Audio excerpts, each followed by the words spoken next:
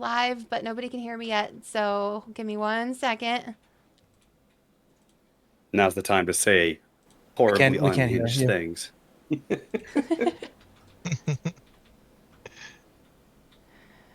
me 1 second. You know what? I think Thaco is okay. All right. And I think I should now be heard. Beautiful. Hey guys, so happy you guys could join us here at the Teahouse tonight. We have a very exciting night for you guys. We have a lot of fun friends here to join for one shot taking place in Steinhardt's Guide for the Eldritch Hunt, DM'd by our very good friend Connor here. He will be taking over in just a second, but before we hop in, I wanted to run through a few announcements and let everybody introduce themselves. Hey everyone, I'm Ev. So good to see you guys. And I'm one of the founders here at Teahouse Mimic. We have a lot going on, so if you're not in our Discord server, what are you doing? Come join us in our Discord server. That way you can get notifications for events and join some of our games. And also, we're going to be having some workshops coming up soon. So if you're somebody who has never played Dungeons and Dragons before, never played a TTRPG before, well, we're going to have some workshops. Like, how do you build a character? How do you jump into this hobby? And we're just super excited to have everybody join us and yeah, awesome. I have a jar that I have to put $1 in every time I say super excited. I think I need to put about $3 in there right now.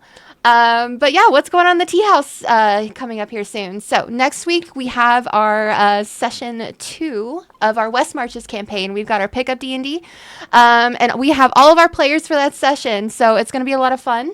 Wayne the Goose will be hosting along with Dungeon Master Han, who is also one of the founders here at the Tea House. After that, we are going to continue to have our weekly campaign, Echoes in the Grey City, taking place in my homebrew world, the Kingdoms of Aurora. I am the Dungeon Master, and Ryan here, who is to y'all's left on the overlay here in the stream, is also a player in that game as well. So it's going to be a lot of fun, a lot of chaos, and I'm going to pass it now down to my friends here. So Connor, do you want to introduce yourselves? DM Connor? Hello there. My name is Connor. I'll be your DM for the evening, running a little homebrew story within Steinhardt's Guide happening in Luyarnha, where I get to have our glorious hunters here travel into a world of dreams. I look forward to torturing you all this evening. Thanks, Connor. All right. Ryan, you want to take it off? Hello, I'm Ryan. I will be playing as Richard Dick Grayson. He's going to go by Dick for legal reasons. It's spelled with an E. He is a fun hunter who is just like a bat creature, and he's all about that blood, baby. It's what he's looking for. He likes to thrill the hunt. He's trying to get a little murdering done and drinking some blood. That's about it. Great. Thanks, Ryan. I'm going to pass it on over to James. Hi, I'm James. This evening I will be playing Klaus, who is a scourge-born Jaeger. He's a half deer, half man, all electric saw blade wielding monstrosity. Excited to do this tonight. Excited to be punished, I guess, since I'm going to be tortured. You can normally find me over on Brimstone Gaming. That's at Grimstone Gaming Group on YouTube. So Awesome. Thanks, James. I'm going to pass it on over to player Connor, because we've got 2 Connors tonight. Awesome. Hi, my name is Connor. I will be playing a character known as Neb tonight. He is a Nebula bard of the Apocalypse, I believe, is the subclass we chose. You really can't find me anywhere. So, besides on Discord, and if you're on this channel, then you should be on his Discord. So, thank you. Thanks, Connor. And last but certainly not least, Mike. Oh, hi, everyone. My name is Mike, also Arcane Mike, found at arcanecircle.games. I am the founder and CEO of that platform.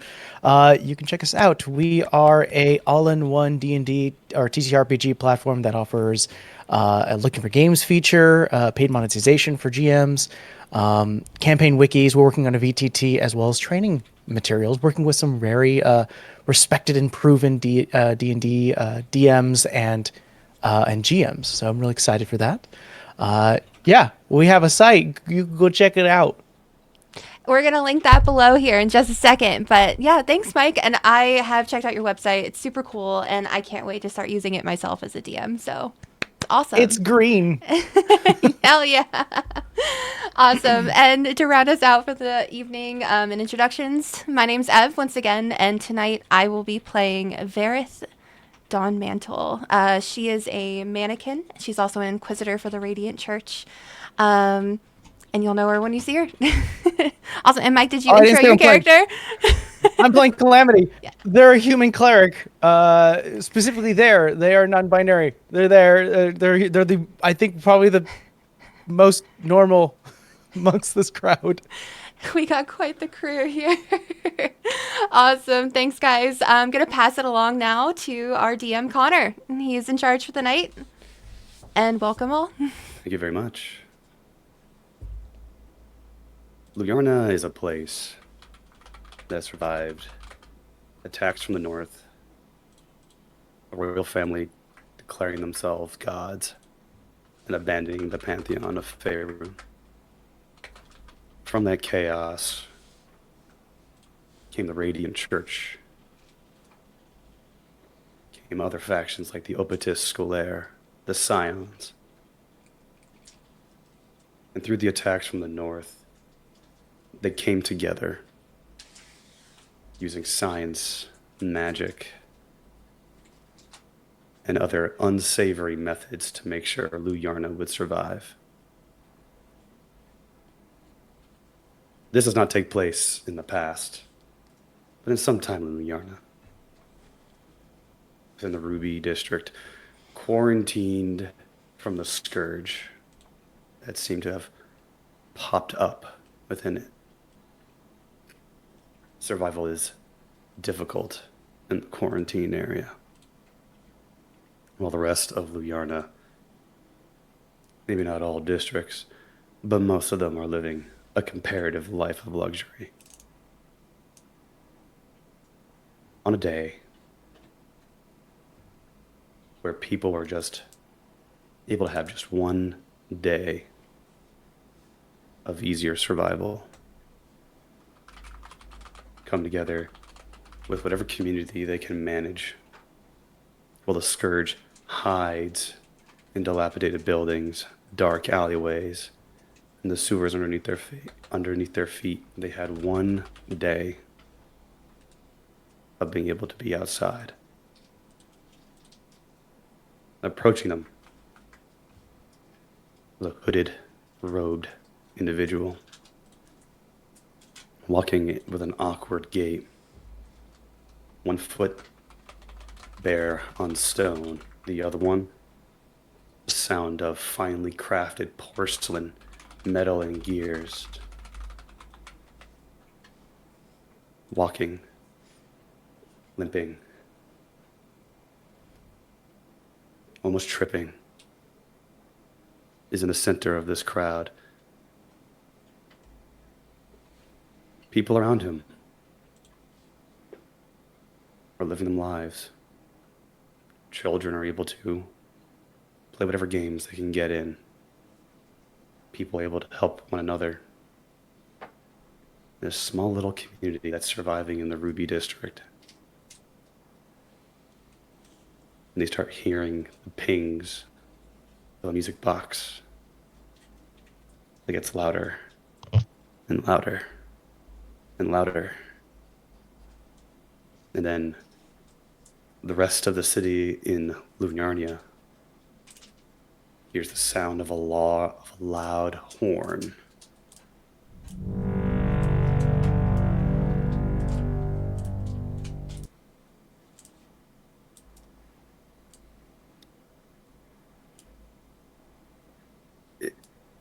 The scene now cuts to an individual pulling out a manila envelope, opening it up. Let's see here. Beckoning event REM-042 happening in the Ruby District. Said event happened at 11:36 about a.m. Several survivors were able to report a hooded individual walking into the center of, their gathering at the time, which at first they just imagined it was some hooded individual. You see him all the time in the Ruby District. However, though, this one was different. Some reports saying a music box was heard coming from this individual, a tune they did not recognize. Which then happened was a loud horn was then heard. Some survivors were able to get away. Others do not know what happened to those in the immediate vicinity of this robed individual. But one thing is certain. Currently within the Ruby District, there is an anomalous event of an imperfect radius centering around, presumably, the epicenter of where the horn was heard. This scene is now going to change in game for you all.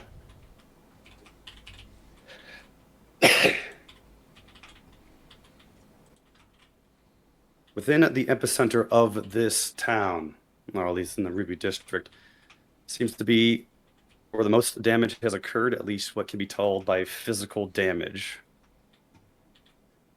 Inner parts of this district have been damaged, while some surrounding buildings around it remained untouched. What's more remarkable, though, is that the layers around it seem to be affected by some anomalous property. Quite literally, nature is growing within the Ruby District. Fantastical buildings, probably heard from a storybook, are now being seen. And we have had reports that this radius is growing. Slowly, but it is growing. What I propose here is that we send in a group of hunters in order to dispel the anomalous properties, get into the epicenter, as, if at all possible, find this hooded individual and put a stop to what it is that they're doing. If this is a beckoning event, then it is something that needs to be stopped right away. What I have with me is the report of that mission itself. As this individual goes into reading his report, we'll then cut a little bit to the past, where 5 hunters have been asked by the Radiant Church to go into the Ruby District, make their way into the epicenter,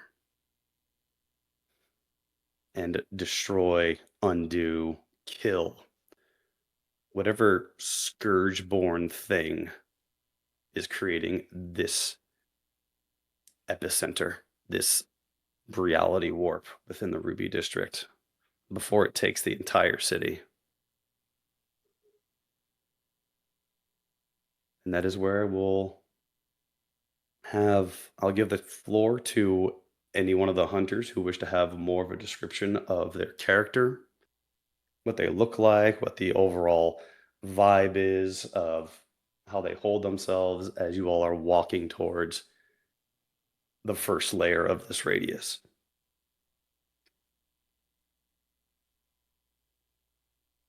Do you mind? Go right ahead. As you look over at Neb, he would be standing perfectly still, but there would be a spinning world around inside of him. Every inch, skin, clothing, his weapons would bear this cosmic, unmoving plaid technique of galaxies and nebulae and stars that don't move with him as he moves.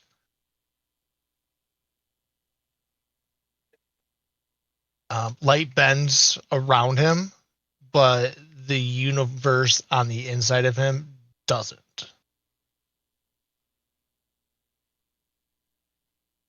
And he'd be holding a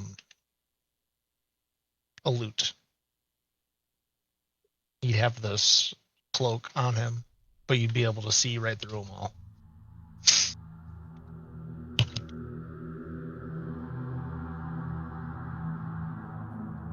I'll jump in. Please do. Calamity. Hello. I'm Cal. Am Calamity. A dedicated acolyte for the Ministry of Light within the Radiant Church. They are currently, or they may be, sort of a nervous tick, always rubbing a thumb across a holy amulet of the Radiant One around their neck. That is much like their shield, split in half by two different shades. It is complete. One side is a bit darker, while the other one's a bit more faded. Heavily armored with white engraved metal chainmail. They also have two ring fingers, bands, on their hand. Calamity sports black hair, sort of parted and sort of splits at the side. Blue eyes, which also reflect a bit of two shades. One's a little bit more vibrant than the other. With gold and white accessories and filament and other kind of designs that weave through the hair across the crown. Their vibe is they are meant to blend in with the background. They are just one of the many missionaries here for the Ministry of Light in the Radiant Church. They believe that no matter how dark one presents themselves, there is light, as the rays will always meet you.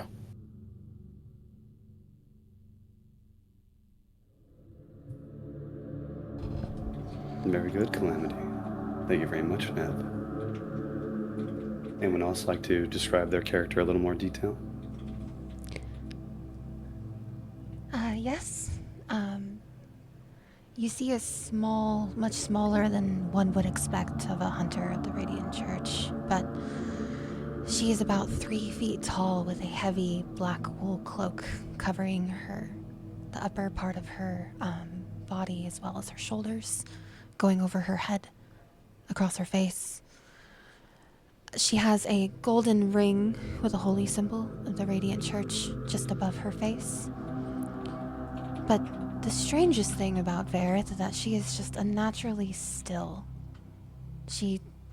Her chest doesn't move up and down. She doesn't breathe. She's very quiet and her eyes are dark. A closer look at her face, you see it is almost as if it's made of porcelain with cracks in the glaze scattered across her face.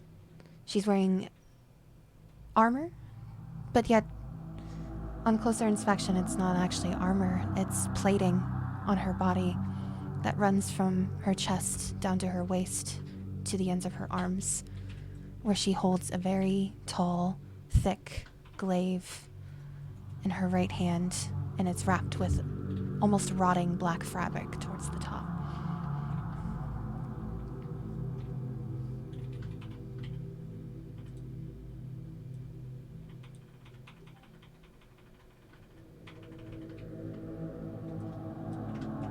Were you gonna say anything else? No, go ahead. Okay. Yeah, no, I would say Dick's character is he's just hanging out. He's just in the back, really not super partaking in anything, doesn't really care too much about anybody else. He's got like bandages over his eyes. He's pretty much blind, being a bat-based Scourge-born. His limbs are pretty worse from wear. His wings on his back look pretty useless, clearly torn up. They've seen some battle. He wields just sort of dark armor, tries to blend into the night as much as he can, and the only real color on him is distinct vials of blood that are around his waistband, as he is a practitioner of the Sanguinian arts, and he is a part of that Jaeger chapter, His main motivation is certainly getting into the hunt, tracking down some prey, and getting some nice blood after the fight there. Excellent. House mostly stands silently to the side, sort of vaguely sniffing the air with his skull-like visage. He is a service scourge-born, which is sort of a deer-like person. Large antlers spring forth from his head. His eyes almost seem empty, sunken into the eye sockets that he has. He wears rotting, disintegrating armor and the vestiges of some sort of cloth that was once laid over them are sort of draped in places. The most notable feature that he has is his long sword that he keeps by his side. It's not any normal blade, it's actually a blade made of many silvered teeth. And if you look closely enough, you can see a trigger or switch on the hilt of the blade, although it's unclear what that does at the moment. And he's just trying to find the next beast to slay, and hopefully he can track it down. Excellent. Thank you all, hunters. As you approach the first layer, you start seeing other would-be city guard natives to the Ruby District, begging them to let them out of the district in full, but their cries are not heard. As you approach, a bishop of the Radiant Church will greet you all. Ah, hunters. Thank the Radiant that you have arrived. This location that you're about to enter in, we have detected with our other bishops of the church, is the strongest point of the anomalous nature of this radius. What we suspect is if you're able to break these barriers one by one, you should be able to get to the center one. After you're able to get there, it should dispel what's happening here to the Ruby District. And, well, not that many things are normal in Luyarnha, but at least we'll return some normalcy back. May the Radiant protect you and guide you as you walk the darkened path. Of course, Holy One. Of course. My lord. And Vareth just bows her head. And the bishop will return said bow, smile on his face as he stares upon Calamity and Vareth. I think Calamity, as we start to walk by, there's sort of a inner pocket that she just sort of looks at a bunch of folded parchment, stamp of the church on it. Kind of looks at it enough for that the bishop can see it and just sort of look and go, I will always do the church proud. Of course. Your services are always welcome. You are a guardian as you are of your faith. Go well, guardian.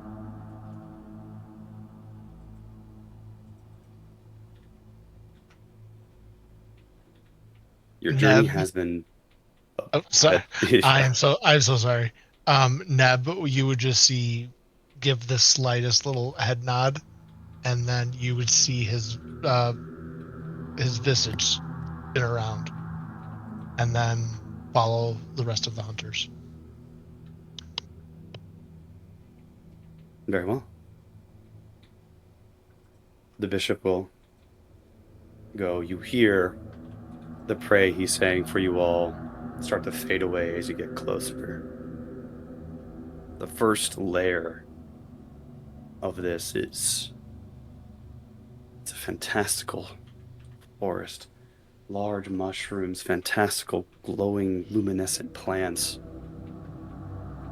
It's thick, it's dense, you can't even see through the end of it. But it's open to you, like a carpet for a welcome guest.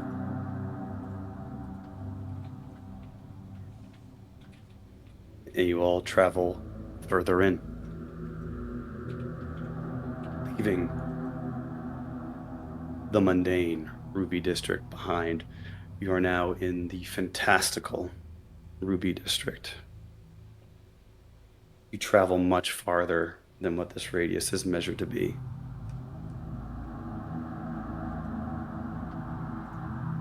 But it doesn't grow darker, though the sky up above is overcast with little bits of turquoise light coming through the clouds and little breaks here and there.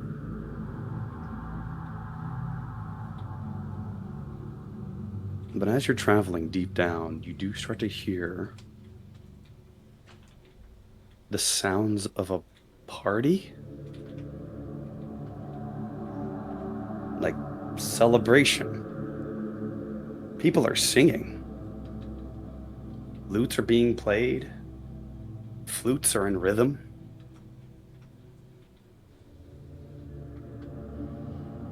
And in the horizon, you start to, well, you assume horizon in the distance, you see what seems to be a gathering of people in a small collection of houses.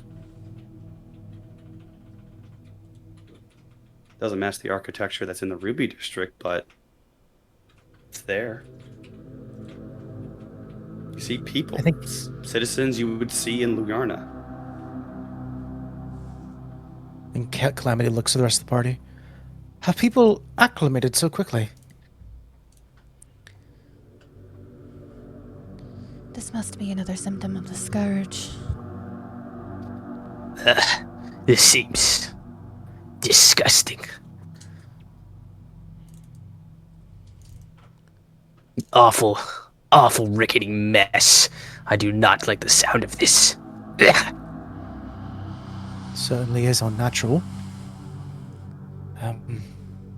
Perhaps some of the civilians will probably give us more insight of what there is to celebrate about, considering that it looks like the homes have been upturned by growth and undergrowth of such.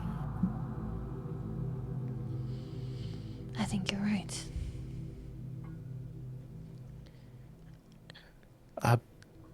Calamity will just start to hear the wind and the sound and start to walk, not at a quickened pace, but at a ginger pace, towards where one of these celebrations are occurring. Or there, if it's out in the street where there's like a collective, like an inn, tavern, wherever there would be some sort of communal space. Alrighty. I'll be right behind him. You wander in. Your presence is noticed. People wave even to you. Ah, hello. You're just in time for the party. You're getting everything together. You need to make sure the birthday boy doesn't know. Because we're making sure everything is perfect. You start seeing other people putting up flags, connecting whatever houses they have. Some of them have would-be sticks, and they're getting it together. One person seems to be a bakery, where they're seem to be like, okay, you make sure you have this much icing on it. You gotta make sure it's properly layered. Gotta make sure it's a big old surprise. And he's turning 10. So I want to make sure that we have just the right amount of candles. And the baker's like, oh, listen, this isn't my first birthday cake. I know what to do. You don't have to check on everything. I'm sure everything will be just fine. And You would hear. Getting ready for a birthday party. Vareth is gonna walk. I'm assuming that they've left the baker at this point and he's standing alone. She's gonna walk straight up to the baker and... Whose birthday are they celebrating? Oh, it's little Victor's. The young man was recently reunited with his parents, so they decided to they were asking around, and we decided to go ahead and get a little surprise birthday party for him. Reunited, where was he? Oh, well, that's the thing. He was an orphan. His parents used to work in the Shrouded District. I thought, they were gone. But then they came back. And, I used to see Victor. He was a sweet kid. Usually be at the orphanage with the other kids, always saying that his parents would come back. But then they did. So, you know what? His parents came to me. They asked me to make him cakes, and that's what I'm going to do. How long were his parents missing? Oh, Victor was 3 when he was in the orphanage. 7 years. Oh, yeah. Are you not concerned with no, it's important to find, because I'm assuming most, if not all, town, or the area, neighborhood is going to this party. It might be a good chance to talk to people, but are you not concerned about the arrangement and changes done to this area? Arrangement? What are you talking about? Calamity just looks outside to see the overgrowth and changes and... It looks a little different. It's been a while since, the Scourge were taken care of, but the Ruby District is back on track. We've finally been able to rebuild there. He starts pointing to buildings that don't exist, at least not to your perspective. And he goes, you see, the Jacobsons over there were able to rebuild their house. They're able to find their dog that they lost not too long ago. You have the Robertsons over there. They were able to get their family market back up and running. Thank God that the Radiant Church was able to supply, those subsidies to really help us out. It's been, let me tell you, ever since the Scourge was taken care of, the Ruby District has found a new life. Instead of it being, man, let me tell you, I thought we'd be stuck in here. Right. Is there anything off about the baker? Does he look like he's under the influence of anything? You can give me either an insight or a knowledge arcana check. Could I attempt a medicine check to see if there's growths or spores, anything that would indicate some sort of other sickness? That is a 6. I would allow a medicine check. What was that roll? I rolled an arcana check, and it was 6. With all your bonuses added? Yeah. Oh, yeah. When it comes to the horrible cults of whatever is the Scourge, it could be anything. This guy could be crazy, but you see, other people here are also partaking in this party. So, maybe? It has to be something to do with this radius, whatever's going on here in Luyarnha. But, it's difficult to figure out what, of all the litany of monsters and horrible outer wills that are focusing on Luyarnha, it's difficult to pin down which one exactly could have this kind of effect on people. What was your medicine check there, Calamity? Calamity grabs onto their amulet and whispers to themselves, "Calvin, you're always the better prayer," and says a prayer to cast guidance. 9 plus 7 is 16 plus 2, 18. Alrighty. You don't see any physical deformities on this baker. You're able to sneak peeks. I'm assuming you go, I'm a doctor. I just want to make sure you're all well and what have you. I just put a hand and go, "Are you feeling all right?" Just making sure that I am a missionary. Just making sure that citizens are fine. Yeah, just so put a hand on.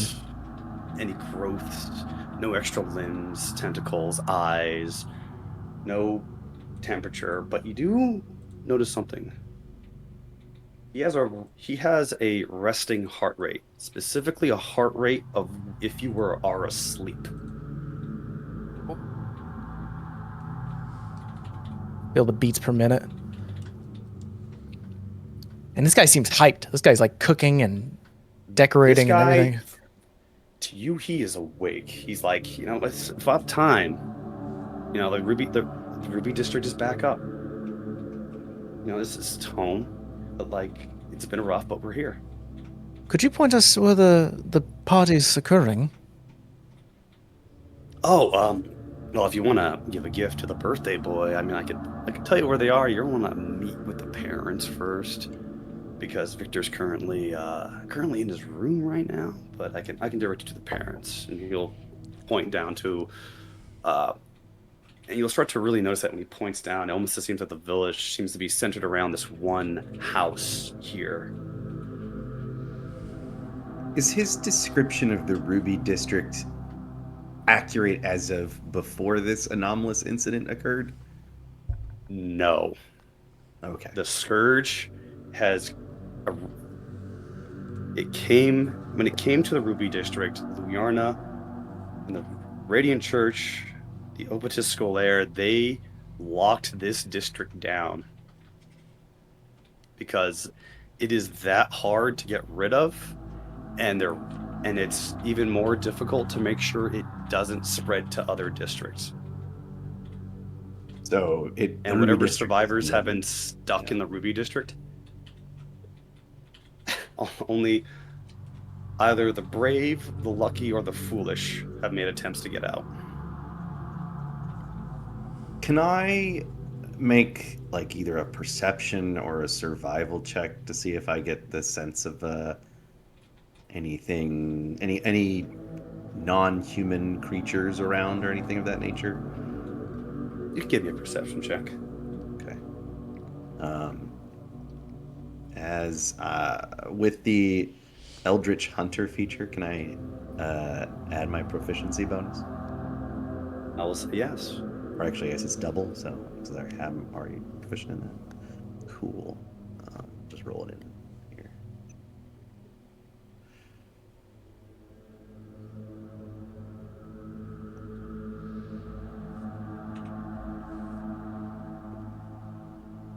I'm 17.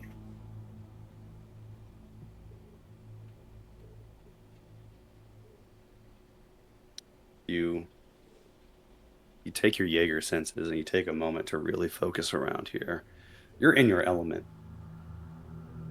This is the creation of something otherworldly. And you take the noises of the people, tune them out. Take the noises of your other hunters, you tune them out. You just listen.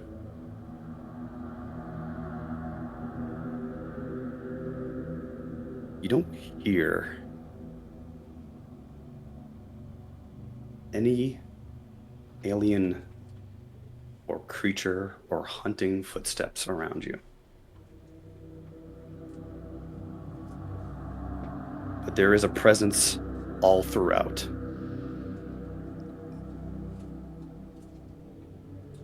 It's like a heavy heat that you feel.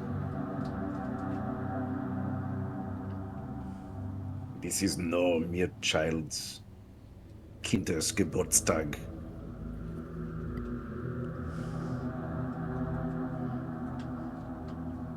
There is something here.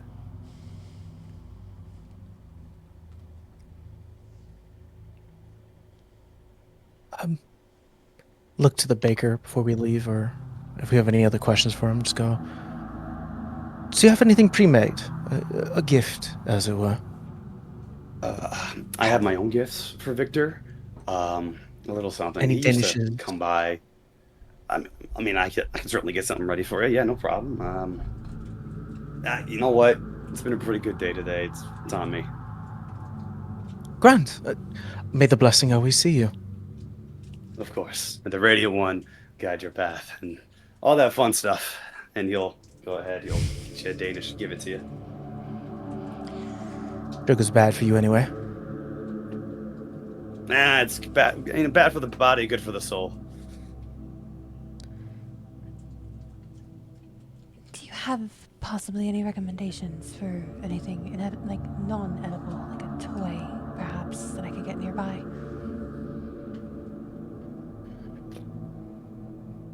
I think the toy. You know what?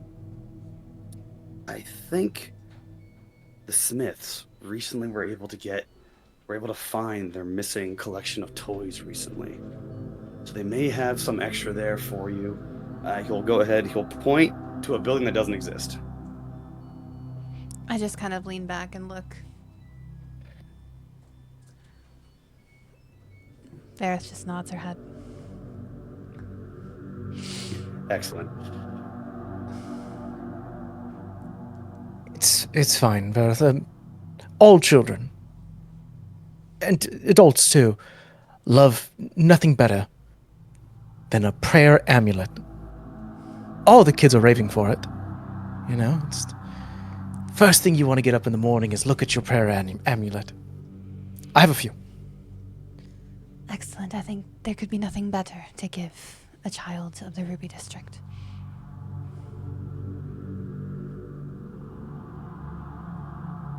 If you could see Klaus's eyes, you would see them rolling as far back in his head as possible. Klaus is nodding. Look, he agrees. Absolutely. The baker will be like, I prefer sweets and toys. You're wasting time here. We must move. This has been informative, at least. Indeed. Walk out of the baker's, holding the bag of one Danish in a bag. As the baker was speaking, everything he was saying, you would hear Neb. He wouldn't even say anything, but his outline would start to static, and you'd almost hear like the TV static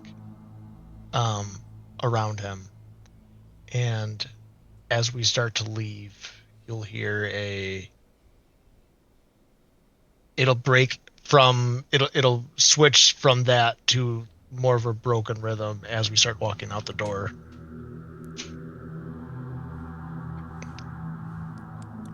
I'll be right behind. Walk out the door, and you start walking towards Victor's house. This house is decorated. By no means is it a wealthy house or a grandiose house, but it's a well put together house. Fresh building materials, and the houses surrounding it, again, flags going across the street, people are ready to play games. Everyone give me a perception check.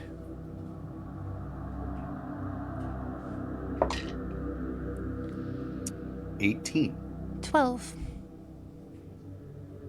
Fat 6. It's going to be 11. Got a 9. Whoever rolled a 15 or higher. There are no other children around. Just adults getting ready for a party. That's what every 10-year-old boy wants, is a fun little party with no kids. I don't think Klaus even mentions this to the group. It's just not important to him. But you're at Victor's house, decorated. But it's before you. Through the windows, you can see what seems to be two people getting something ready, what seems to be in the living room. As they're moving out throughout the house, you seem to be making sure every little decoration is just perfect before their sun comes down.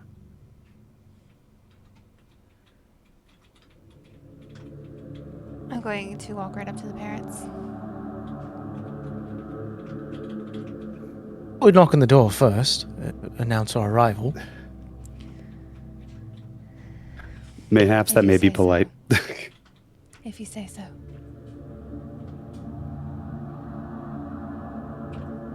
You knock on the door. Oh dear, perhaps the party goes here. Don't worry, I'll tell them that it's almost time. We're just talk. Open the door, and the father is looking at you, going, "Oh,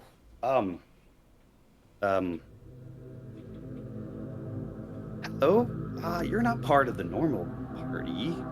Happy I birthday imagine, for the but little one. oh, Holding the bag. there. Thank you so much. Appreciate that. This is that's from the baker. Oh gosh.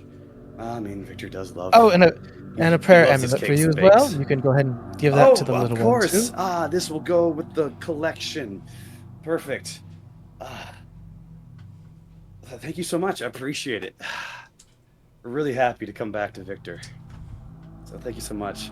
Really, this district has really, like the neighborhood, really come back together. So thank you so much. Appreciate it, especially members of the Radiant Church coming by.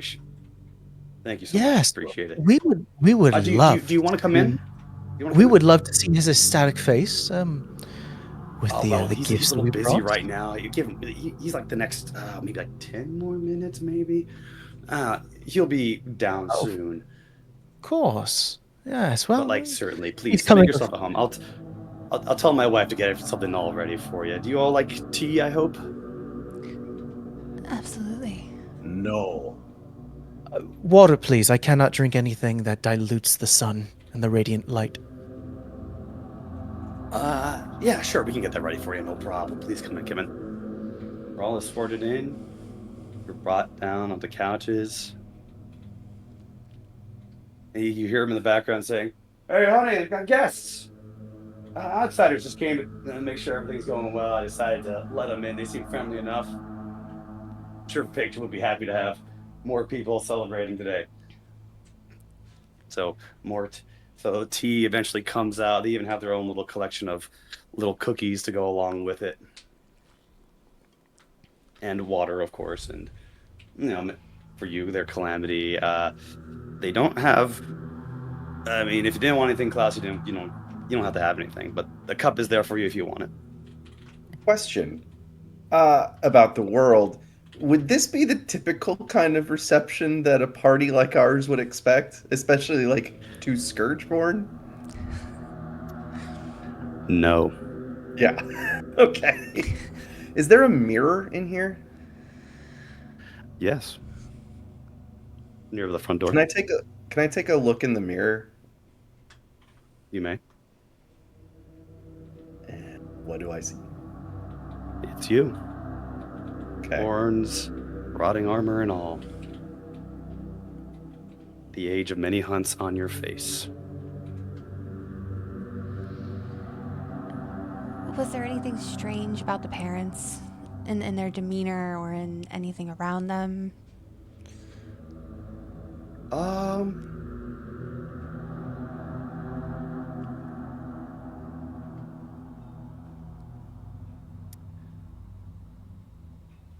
Give me a history or a medicine check. Both are +0. Should be fun. Okay. +0 is time to be a hero. Do it. 5. Alrighty. Well, I'll tell you this for free. Shroud District is the big industry district of Luyarnha. People who work there are rarely clean and they're rarely even healthy. Parents, in fact, they're running around, they're happy, they're perfectly clean. I mean, it's possible they could have, came in, took a bath. They're moving, they're not coughing or anything like that. They're not slowing down. They don't even seem to be tired of getting all this ready for their son Victor. I'd like to grab the tea. You grab the tea? Yeah, I'd like to do that. And I would like to take a sniff of it. Smells good. It's ginger and lemon. Ooh. I think Calamity, as everyone starts to sit down, brings her past. When our eyes are open, we recognize that there is light in us all, including Dicke, yourself, Klaus, all of you. But we understand that not everyone has their eyes open, and this welcoming demeanor is not gifted to all those who have not seen the light. I find it strange that you were so welcomed in so quickly, without a sigil of the Radiant One anywhere in their home.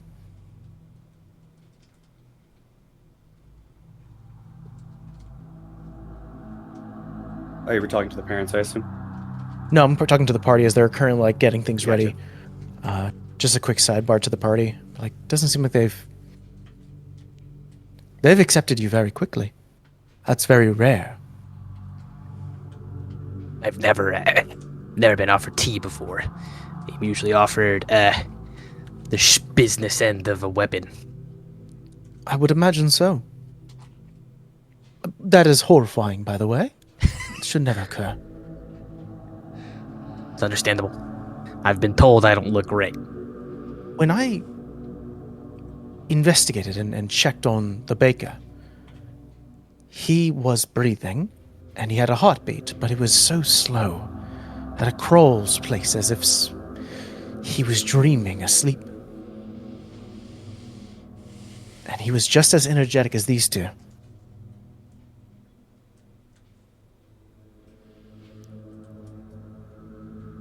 I have a feeling that Victor is not the center of this, but maybe the people around him.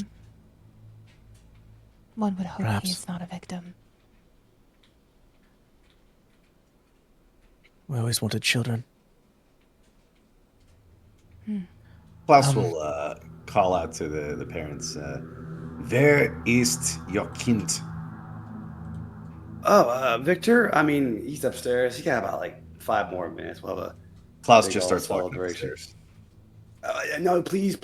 He'll like get in front of you. He's like, sir, I appreciate what you're doing, but please give him some time. He's just getting ready so he can come downstairs. Just 5 minutes, please. My good sir, You may do I not have speak to you time a to moment? wait. Vareth is going to try and beckon him closer to her so that Klaus could hopefully Yeah, I think sneak his way I'll help around. you. Like, we both come from the Give me a Radiant. persuasion We- check. We see no iconography. If allowed, I would give Vareth the help action just by. Gotcha. Where's your worship? I mean, sometimes Victor, 16.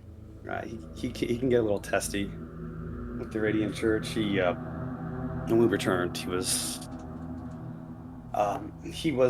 in an orphanage that wasn't particularly very kind. So it gives him. I mean, we would prefer to have it, but we decided to just keep our just for Victor's sake. What was your role there, Vareth? I get advantage with the help action, right? Correct. Yep. Okay. 19. 19. So I'll say, like, as you bring in the workshop, this is when he starts explaining where they are, and they hide it just because Victor didn't have a good time. Klaus, the way to Victor's room is free. Also, stomp upstairs. Yep, Alrighty. follow. We'll stomp on stairs. You get to the door. You open it. He'll take the hilt of his sword and like do a cop knock kind of on the door. That's good.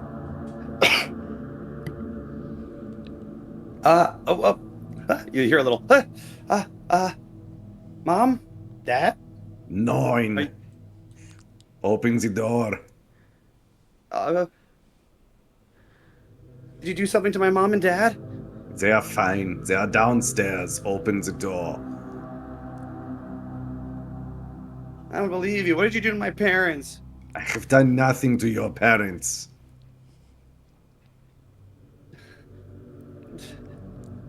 My Give me blade a tests persuasion only check for at abominations. What's that? Give me a persuasion check at disadvantage. Okay. I'm not very good at those anyway. As you might imagine. Downstairs, and you better scream loudly. Okay, well, the first one is a 2 minus 1, so that's a 1. The second one is an 18 minus 1, so it's a 1. Dirty one. Gotcha. No, I'm not gonna open this door. Let's get my parents. Okay, Klaus wastes no time and just hacks at the door with the sword. Okay. His two hands on his electric saw blade sword. Should go right through wood, You I would break think. down the door. You break Good down the people. door. You see a 10-year-old boy. Victor, he's in clean clothes. He was be playing with a abundance of toys in his room. Freshly cleaned sheets, nice rug, hanging ornaments of electric lights of more of a decorative than a functional variety, but it's like an ideal 10-year-old room filled with light constellations, a clean bed. It even has a window that overlooks the rest, like the center of the town. As you do, he screams. He goes, "Ah, Mom, Dad!" Meanwhile, people downstairs, they hear their son. The parents run up the stairs. That's more of the reaction I was expecting when someone were to lay their eyes upon Klaus. As you do, the parents, they go past you, Klaus, and they put themselves in front of you between you and their kid. What are you doing? Get out of here now! It is time for the party. We should all go downstairs so that they can talk to you.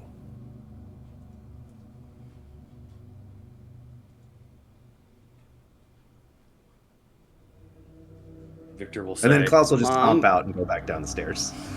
Oh, okay, gotcha.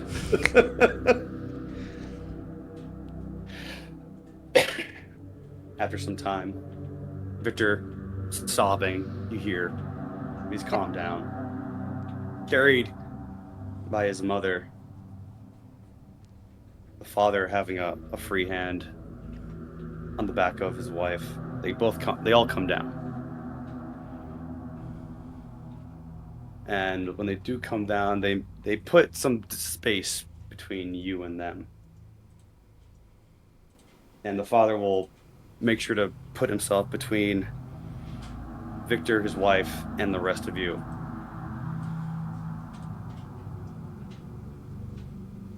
You obviously weren't invited to the party. But you didn't kill us right away. What do you want? Before anyone says anything, Vareth is going to hold out her hand and cast Zone of Truth on top of the family. Gotcha. To make it interesting, they fail.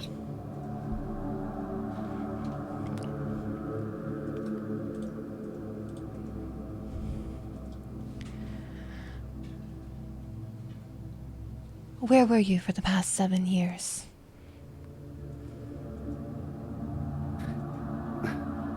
My wife and I, we were in the Shrouded district. Victor was 3, and we Yes, that was 7 We were in years the- ago. we were in What the- about between?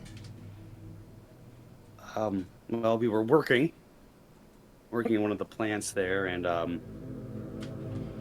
then we were, and then the whistle rang, and then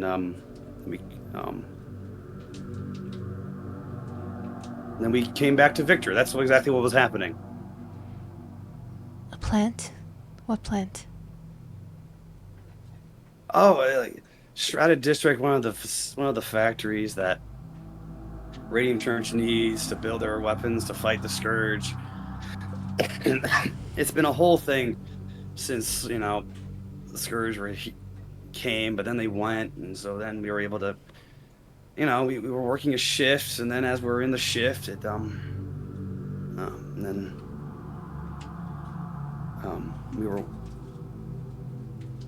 we were working. My wife was working. I was and the whistle, and Here's a better question, since it seems that then we your came tongue back to is... Victor. Here's a good question, since your tongue is quite tied in specifics. What prevented you from coming back to your son I don't care what you were doing. I want to know what prevented you. No, listen. Nothing on this earth would have prevented me from coming back to my son. All right? I was doing But it did. well, me and my wife were doing what we had to do. No, listen, we came back. We were working and What was it? we What were prevented you? What was that prevented you? Was it not of this earth? I'm assuming nothing on this earth will prevent you, but let's expand our horizon. we came we went to work and the wife will chime in. Honey, I I don't think we came back. Victor will immediately cut in and say, no, listen, you guys came back. All right, I was at the orphanage and then I went to bed, you woke up, you guys picked me up. Now we're home. Back the way it was supposed to be. We were home. We're home right now. You guys came back. It's fine. I don't care what those other kids said. You're What here. did the other kids say? Victor does not want to talk about it. You're going to give me a persuasion at disadvantage.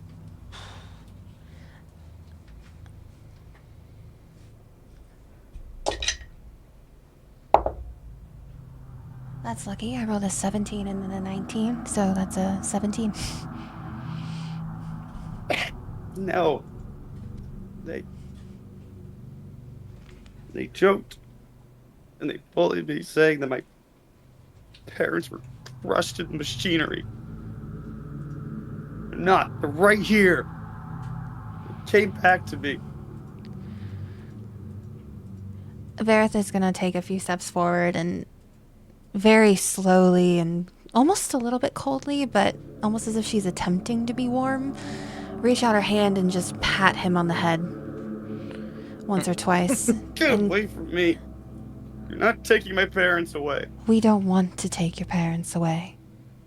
We want to ensure they are never taken away from you again. Just leave.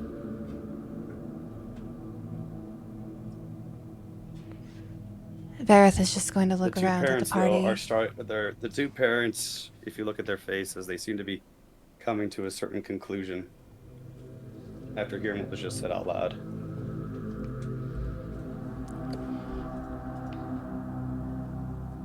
It won't last forever, Calamity says to the parents. Whatever this is, it won't last forever, and is that what you want? Taken away again? We won't, and look to Victor, we're not going to take you away from each other. But the Radiant One will always sort out the broken messes that are left behind.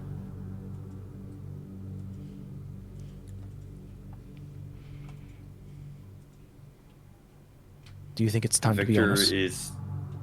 Victor is in tears as he goes, the Radiant One didn't bring back my parents. I was in that orphanage 7 years. 7 years praying. Did nothing.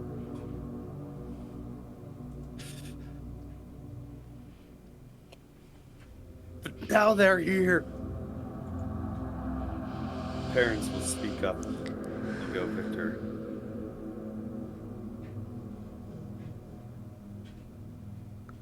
I think we died, sweetie.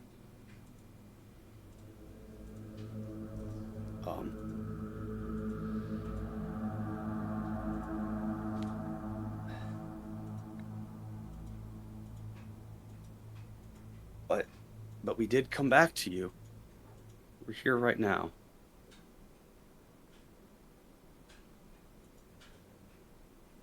listen, the parents will look to you all. Surely you guys can just sort of leave and move on to wherever you need to go, right? What happened to the other kinder? The kids? I mean, no, they're out there. You don't see them? There's nobody out There are there. no other children here. There's no. Let's hear it, lad. What did you do? What did you do to bring your parents back? You said that the Radiant didn't. So what did you do? Could I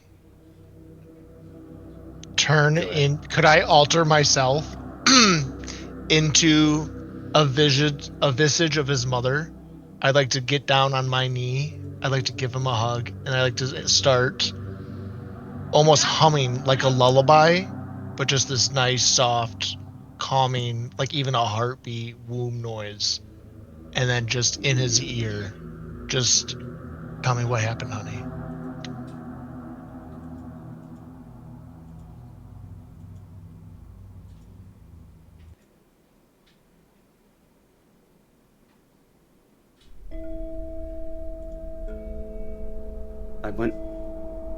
I went to sleep. There was a kind man, just kind of like her. Victor will point to Vareth. He came to me and he knew me. He saw me. And most people don't pay attention to kids like me, no parents, but he saw me. And he said, tell me, what is your greatest dream? What's the dream you want to have real? And I will give it to you. And I said, I want my mom and dad back. Just like what you're doing right now, Mom. He held me and he told me no. Told me that he'll give. I said, of course. You need only fall asleep and they'll be with you in the morning. And then when I woke up, they were there. Celebrating my birthday like I've always wanted them. For every birthday I had, any birthday I can remember, they came. Where did this man go? I mean, I don't know if he went anywhere, but I was certainly somewhere else. I was, While you were sleeping. Part of the Ruby District. I guess so. Yeah. I mean, I woke up after, and that's when I saw my parents. But yeah, there's a little part of the Ruby District. There's a little outcropping where it's a wider part. Sometimes people gather there for community events or to get parties or whatever.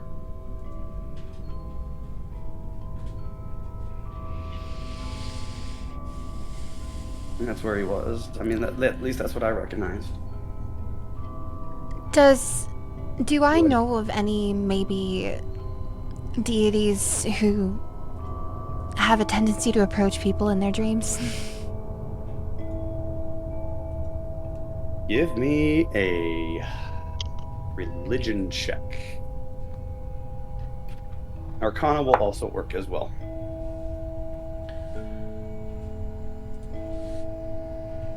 16.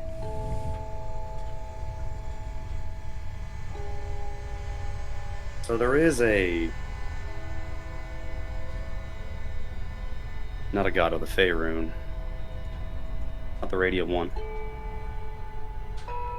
but there is a god, being, force, consciousness that is called the Dreamer. The Dreamer specifically is an entity that reaches out and it can affect people in their dreams, or at least commune with them. But it's certainly not a mankin.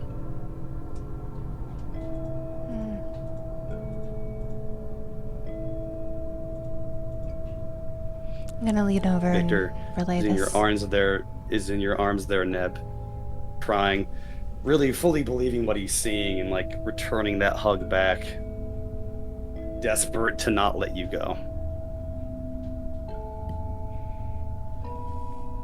I would just keep the lullabies going. Hush, ever so softly.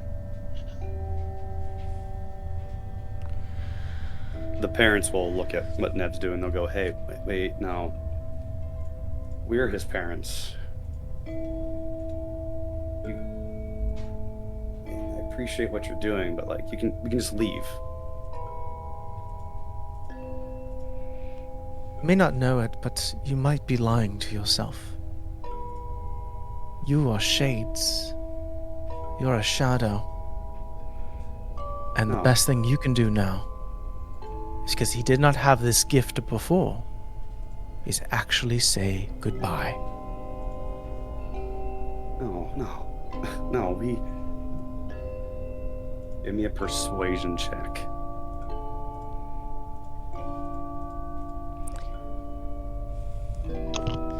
I'd like to put my hand coldly on Victor's shoulder and help, if I can.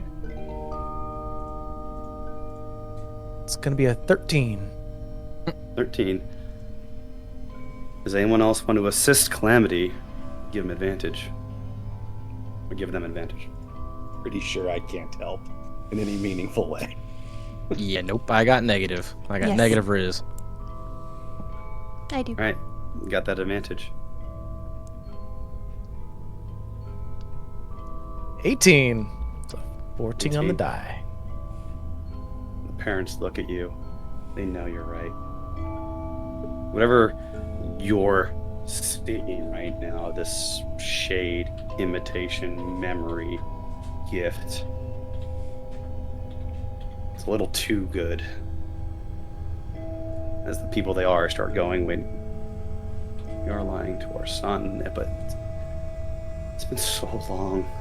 Yes, but it's not real. And the mother will say, like, but it can be. The interesting thing about lying is you don't know it until you know what the truth is. You might have believed yourself that you were here back, but you remember the series of events that tore you away from your son. And now that you're back upon some entity in which your son has met, corruption,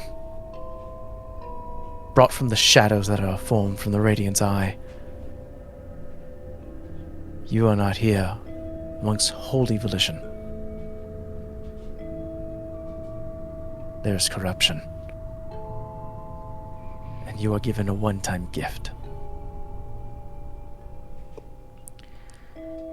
Your son only has Victor? one life to lead. What kind of life will he ever be able to lead without letting the two of you go? Victor, honey, we have to leave. You have to leave, honey. Neb, Victor's gonna try to break your grip. Will you let him go? As I start to feel him give resistance, I would let him go. I would then stand up, turn around, and look at these shades, and I have something I'm able to do where I can make myself glow. So what I would like to do is glow a bright light about 20 feet from me, and then it has 20 dim past that, and Okay. look at the parents and have the visage drop.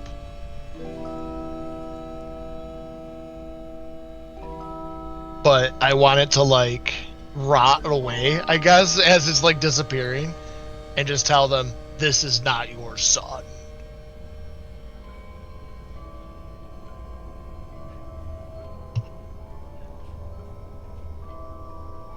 So you're trying to scare them away. Yeah. Or you're trying to intimidate Yeah. them to go away. Yeah. Intimidation check. Okay. What is my... Not bad. That's a 16 total. Parents are scared about what the situation is. They'll start going to the door. Victor trying his hardest to get close to there. The parents grab the door. They open it. They pass the threshold. And you just hear Victor scream, "No!" And it echoes as the scene breaks. The sky breaks.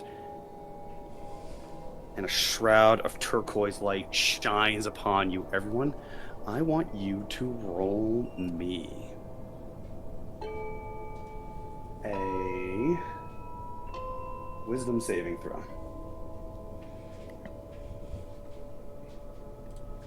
DC is 13. If you have Hey. moon gilding, you roll at advantage. Oh, well, I got a nat 20. 19. 15. Nat 20, same here. Let's go. 15, nat 20. 19. 26. Okay. Light of the moon touches you, but you are able to maintain your focus in this twisted reality, and the path opens up before you where you're with this crying Victor on the ground. Mom, I come back. If I go to sleep again, you'll come back.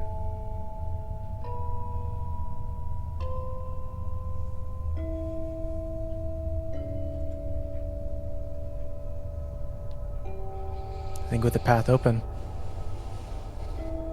just eventually when we decide to leave, any other words we say to Victor, I think the only thing that Calamity would say is,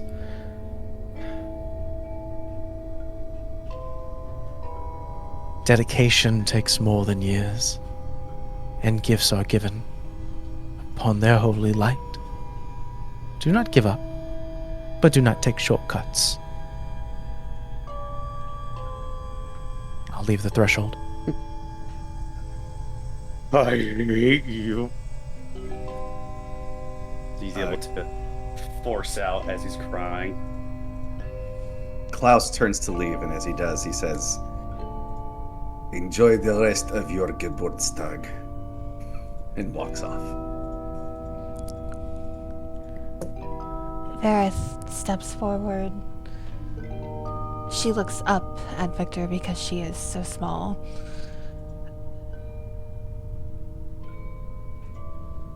The path, the radiant path will lead you the way you need to go. And continues forward.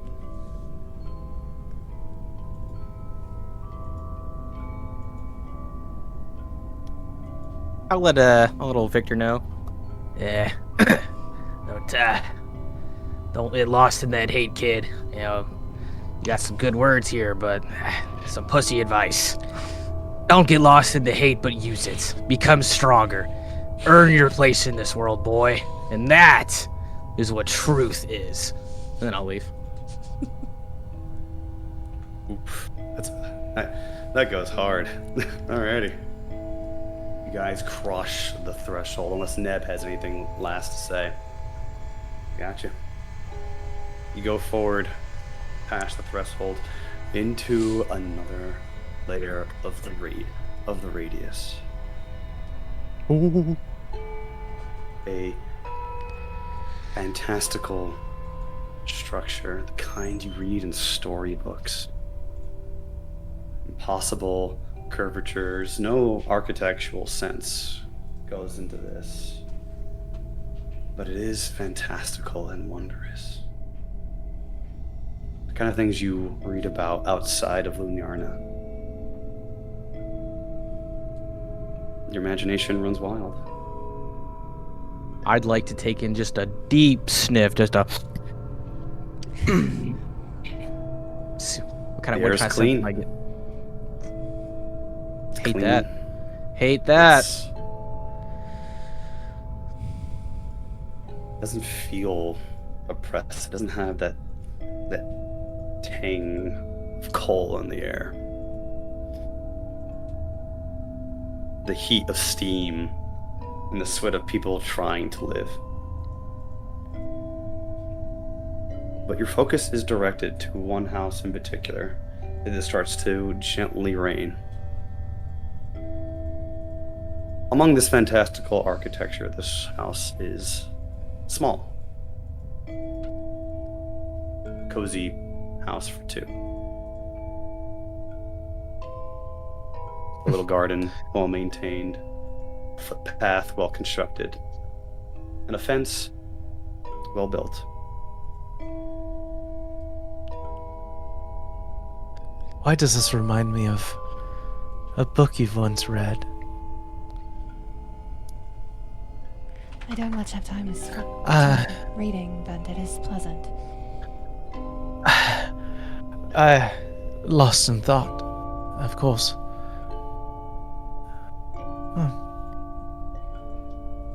It seems might be lost in another dreamer's vision here. The air here is unnaturally clean. It did smell different. I didn't catch that. Yeah. It's crisp. Nothing of industry. Nothing of blood either.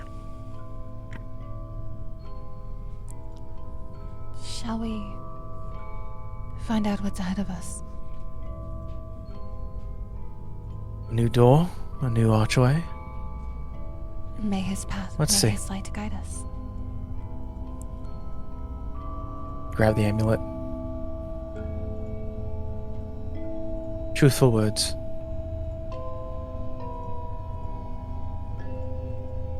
All right. Open the picket fence from the hinge. Sort of see the pathway that's given. Start to walk that way. I give the fence just a little kick, just to test its sturdiness. Just a little one. It's a pretty sturdy fence. You kick it, shakes a little bit. Very good. Move along. That's nice.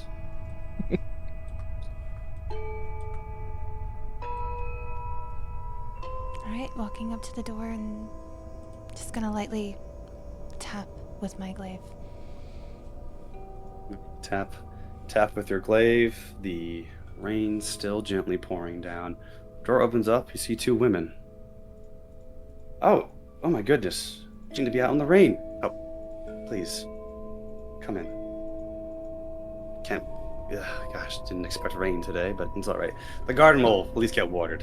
I don't have to do any of it myself. I thank you for Come your on. shelter. May the Radiant One bless you. Of course, may the Radiant One illuminate the darkened path. Are our companions allowed to join as well? Oh, of course, please. Odd. No one should be a stranger to hospitality. I walk in. Sweet. We may have a similar obstacle in front of us. Vareth says under her breath to the rest of the party.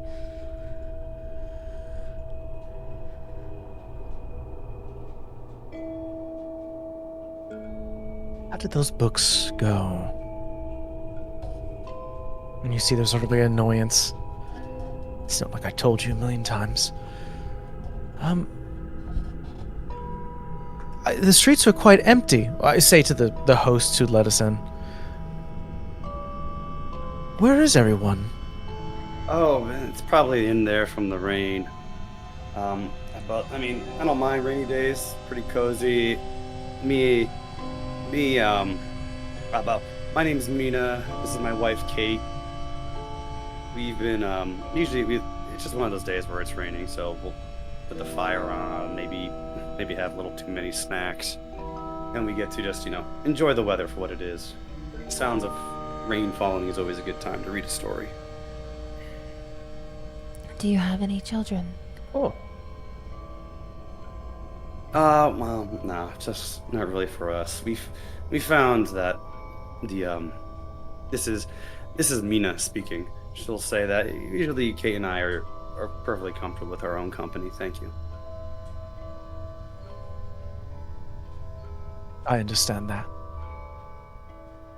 And Mina and Kate will go, "Oh, hush, Mina. You know that any of the local kids that come by, you're the first one to give them an extra snack or two.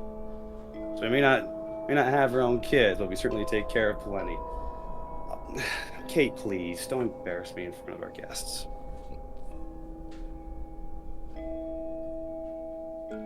What's your favorite story to read on a day like this? Mina will say, "I always like the one that Kate usually picks. Kate usually tells a story. So we like a little romance. The one I very much appreciate that she likes to read. She reads a story. One of my favorite stories, Mina will say, it's lovers who are together, separated, and they came back together again. It's one of the characters in the story. She has faults, really, really bad faults. But it drives a wedge between her and the love of her life. But the love of her life, and Mina will finish. Oh, sorry, and Kate will finish the sentence. But she sees past those and she comes back. One of my favorites too, Mina. That's a beautiful story. I think it's just a small tear, just grit her teeth. So, But which and one Mina of will you go. is- But please, let me go ahead and get some snacks out. So she gets little cakes, little crackers, some cookies for you, even a cupcake or two. Look, which one of you was the one with the faults?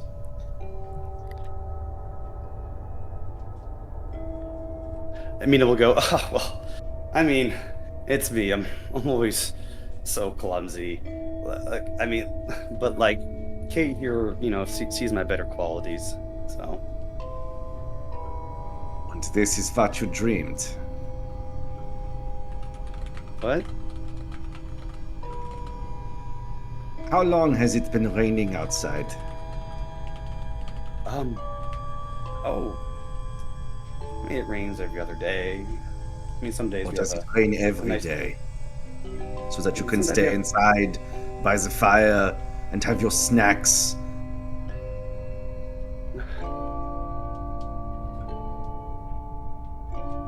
I don't know what Mina will go like, I don't know what you're implying. Like, listen, what are you doing? It's a rainy day. A rainy day's end. It's time to wake up. And Kate will go, what are you talking about? We're already awake. Vareth's grip on her glaive is just going to tighten.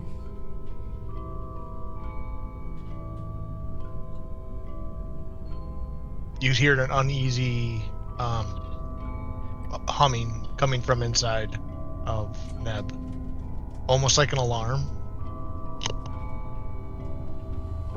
We can do this the easy way. We can do this the hard way.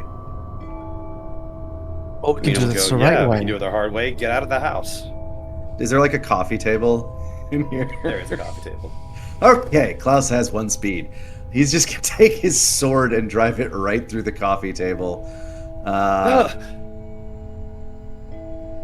Now imagine that the coffee table is one of your appendages. Perhaps we could discuss this in a more meaningful fashion.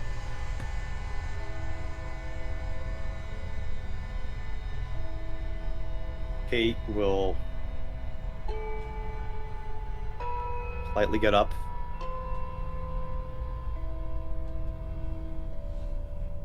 How about we discuss in a polite fashion if you put away your weapon? Gladly. Well, Klaus will holster his sword. What is wrong with you, Klaus? We don't have time for this. Or what? Enlighten me. It's the same problem as before. They're dreaming. There's no one else around. They want to stay inside by themselves all the time with each other. The same as little Victor. And my blade is thirsty. These two, you will find no blood. Fine, I don't want to kill them, they're not beasts, but we need to move on. End the dream. I'm sorry, I say to the host. We have been made aware there's an affliction. Do you mind if, simple act, I would feel your pulse? We want to ensure. Would you repeat that one more time? I have to cop. What was that, GM? Go ahead, repeat that. I was coughing. Aware that we've been made aware that there's an affliction, and to settle all this, would you be okay if I check your pulse? Yeah, sure, no problem, Mina. Mina will say, and Kate will say, yeah, certainly. They whisper to the amulet, and if allowed, I'll roll a medicine check with guidance. Go ahead.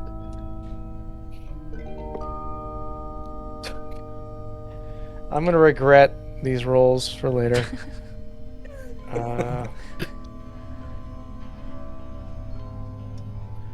29.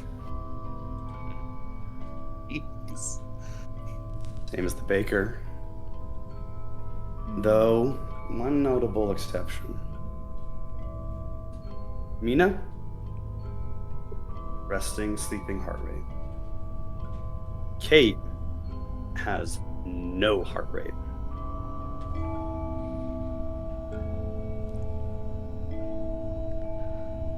There's a sort of a nod of approval to Mina, and then I go to Kate and I do that, and then there's a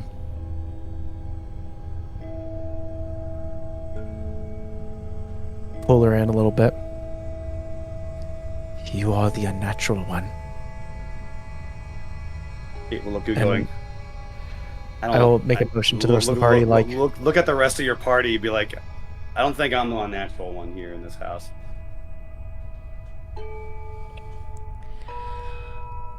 True. This is different.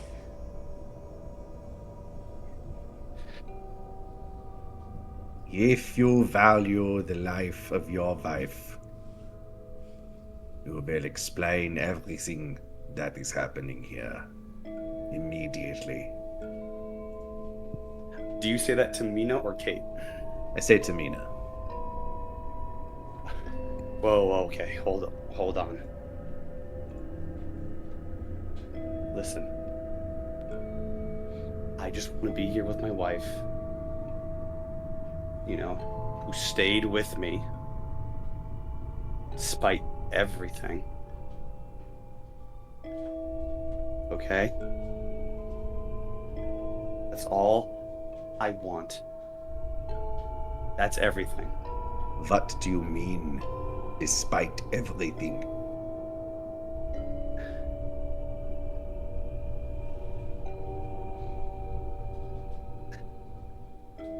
Look, that's private business. I just can't. Talk or my blade sings. Okay. She'll roll up one of her sleeves. You'll see drag marks. I like to visit the Shrouded District from time to time to take the edge off. And Kate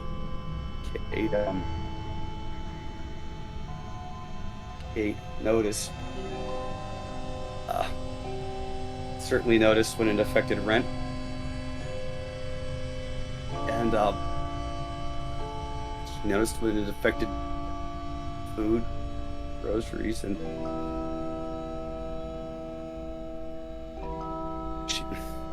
she gave me a choice. Look, I'm not a bad person.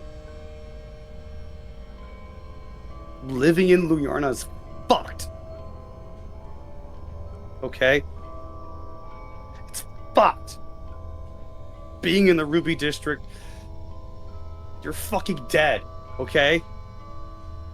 Any work you could get, anything to take the edge off from monsters hiding in fucking homes, abandoned houses through either people running away, dying, or trying to escape. All right?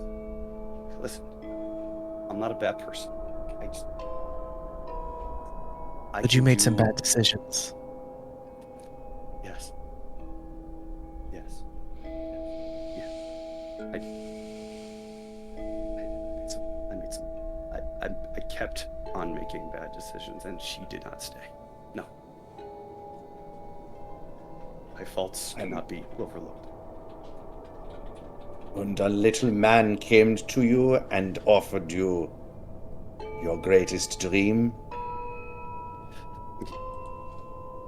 He offered me to be the person who would have Kate stay, yes. Then I will tell you again, it is time to wake up.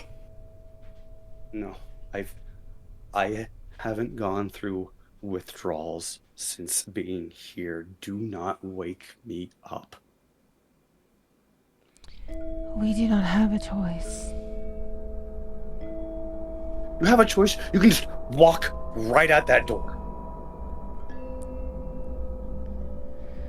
Kate will start saying,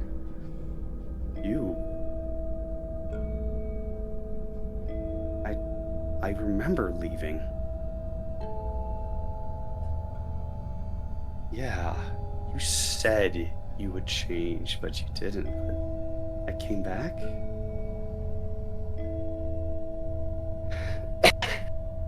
That doesn't seem right.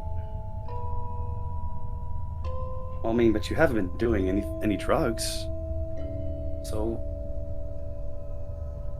I mean, like, what's the harm of me being here? She'll ask the party.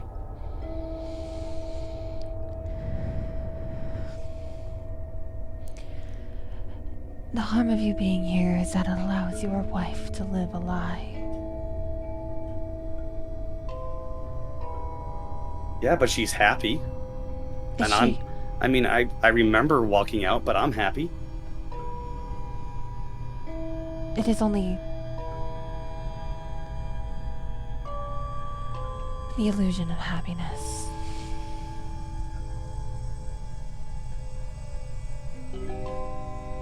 It is time for this to end, and it is time to find your life again.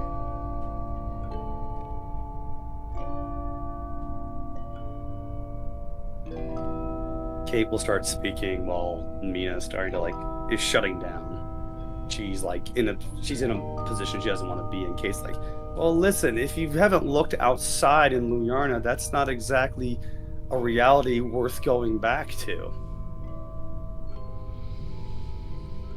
When you Mina's tell happy. a lie, I'm happy. that grows into a bigger one, and it keeps on compounding from there, until eventually it blows up in your face. We are saving you from yourself.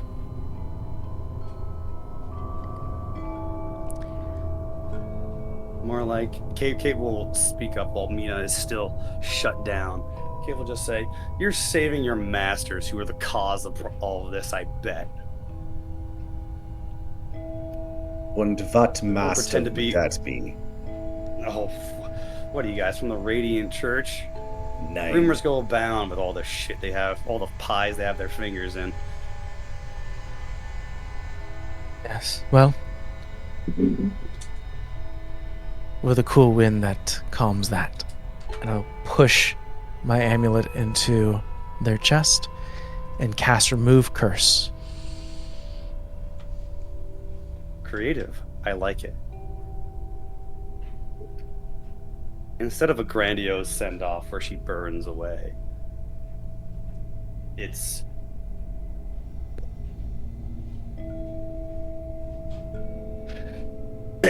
Mina goes, Kate, Kate, no, no. She gets on her knees and she starts balling up into a fetal position. No. She starts scratching her neck, her arms, and she's like, no, come back, Kate. Come back.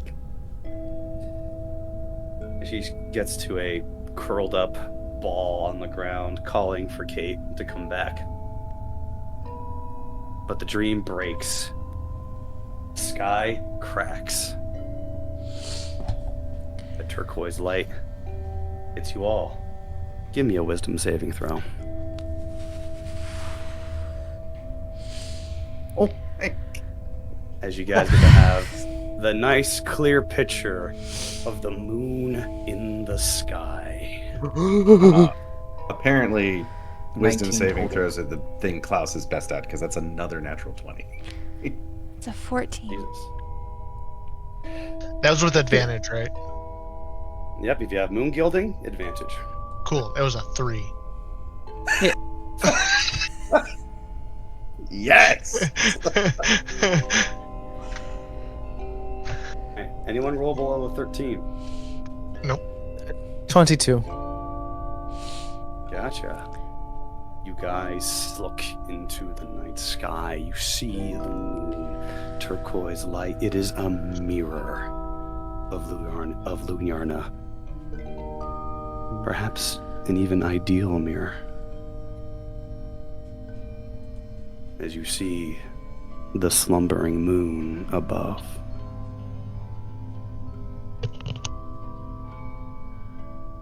Oh, beautiful. But now it is time. You get closer. You reach the epicenter. The buildings are as they are. Normal. Built by the hands of people, engineers, architects.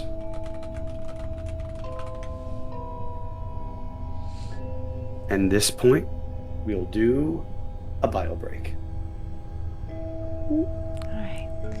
We'll be back in about 10, 15 minutes, you guys. Stick around.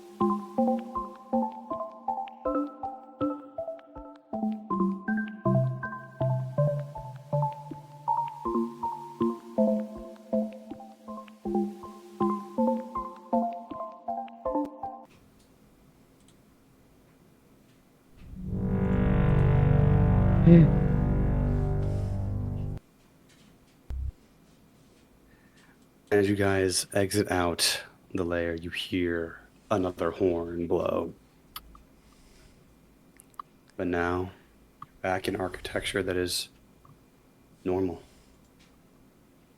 You get closer, it gets more and more ruined. Now, I shall show you the map where you are on. It has been activated. And before you is the epicenter of all of this. It is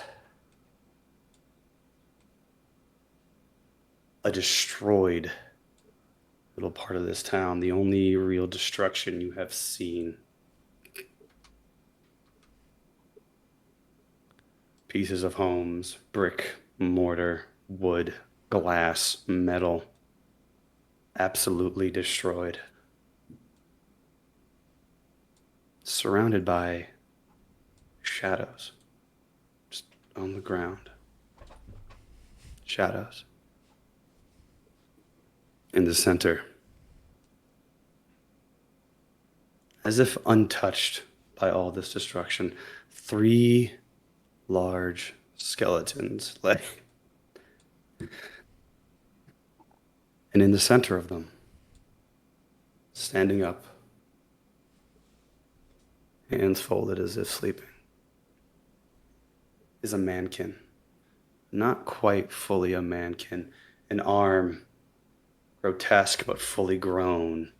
Parts of its mask broken. You see flesh underneath.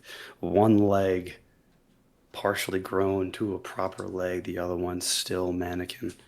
It is a combination of sheen, flesh. In its chest, you see moving.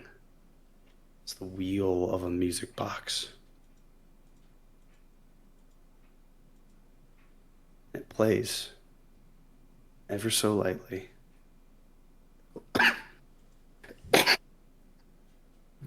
The closer you get to it. And you hear in your heads spoken to you. You have disturbed the dreamers. I have given them rest. Why have you disturbed their sleep?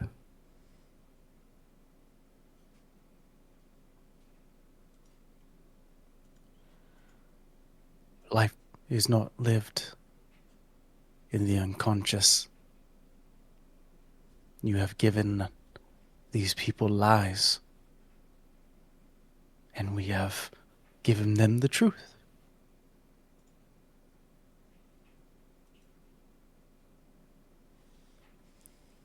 Your truth is cruel. Life is cruel, but at least it is true.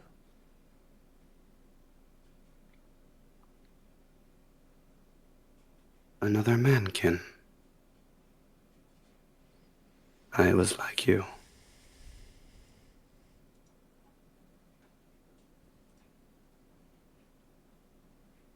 Giving people mercy is no great crime. Even if an illusion. It is rest. It is peace. It is a lie. It's the love you feel. It is the love you feel for your parents. It's the love of someone who sees you.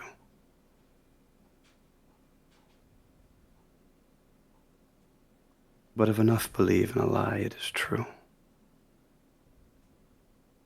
And I do love the dreamers.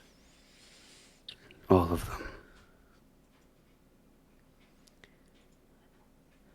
You're just gonna hear a low ticking growl come from Vareth's throat, and she's gonna lift up her glaive and slam it on the ground in one long, just deep tone. If you would like, the entire party can move closer.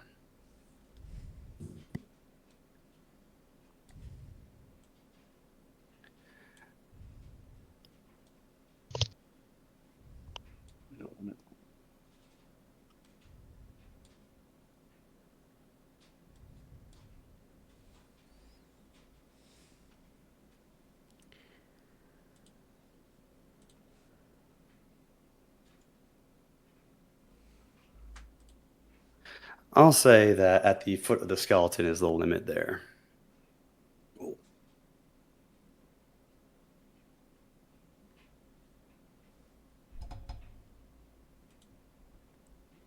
The mannequin will speak. You have ended the dreams of innocents who come here. Why have you arrived? Is it truly only to stop what I am doing?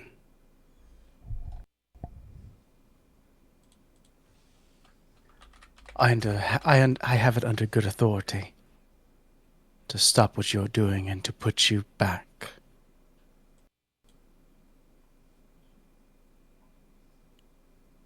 Put me back. Others tried to do that when I awoke. I awoke to the sound.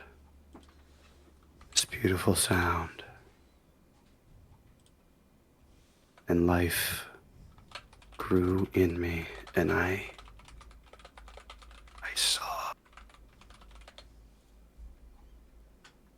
saw the beauty of this world around me, the pain of those who were living in it.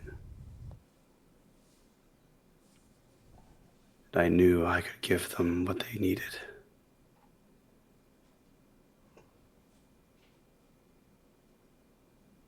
Even now, with those you destroyed the dreams of, would you still stop me? I can make it all real. I need only time. The dreamer sees all of you and feels pity. I feel pity for those who have lost their will. Because of you. Because of the choices you made for them.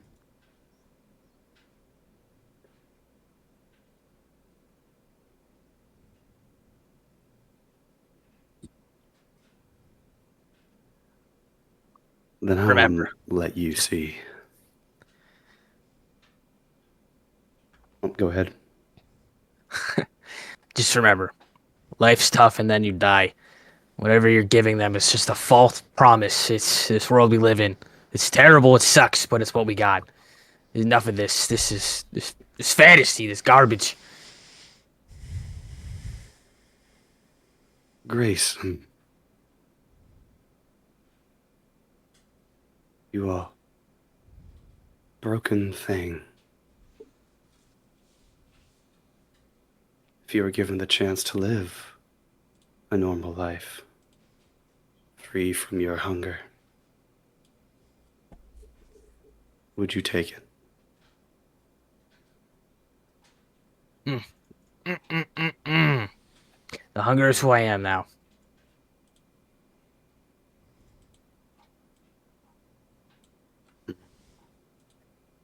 Perhaps you all need to sleep to see.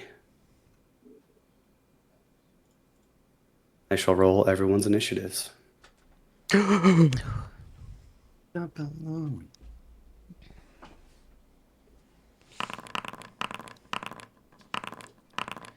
I like the dice sound. Oh, Heyo. Hey, let's go. 20. Player character 5. I can probably fix that real quick here. Yeah.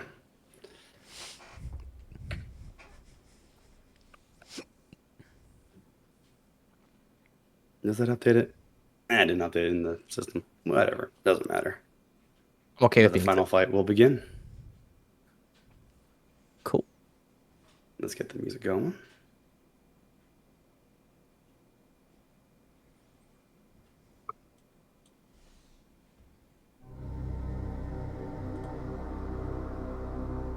The combat will start with Neb. Neb, would you please roll me a wisdom saving throw, please?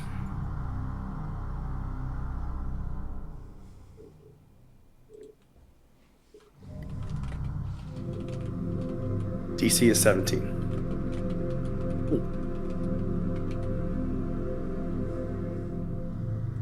Sorry, without advantage, 13 with advantage, 16. So Fail. either way, I failed. Yeah. You're frightened. Okay. But you're still your turn. You cannot advance any closer to Naka. Naka. That's the name of this. They what? Naka. And he is trying to do what specifically? Currently, right now, he's defending himself, but the music box still plays within his chest. Within his chest? Without moving any closer to him.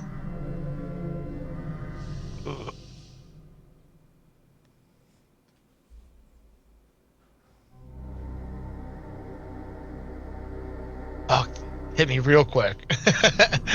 I'm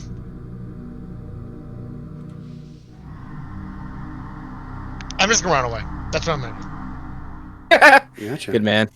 Yeah. 2, 3, 4, 5, 6. 1, 2. Actually, I don't need to dash, do I? I just need to run away. No, you just need to run away. Okay. That's all you cool. gotta do. Okay. Yep, that's what I did. I dashed away. All right. You run away? Yeah. No, I don't know why I did that. Alrighty, and that's your turn? I would like to... Yeah, that's my turn. That's my turn. Alright. Grayson, your turn. Give me a wisdom saving throw, please.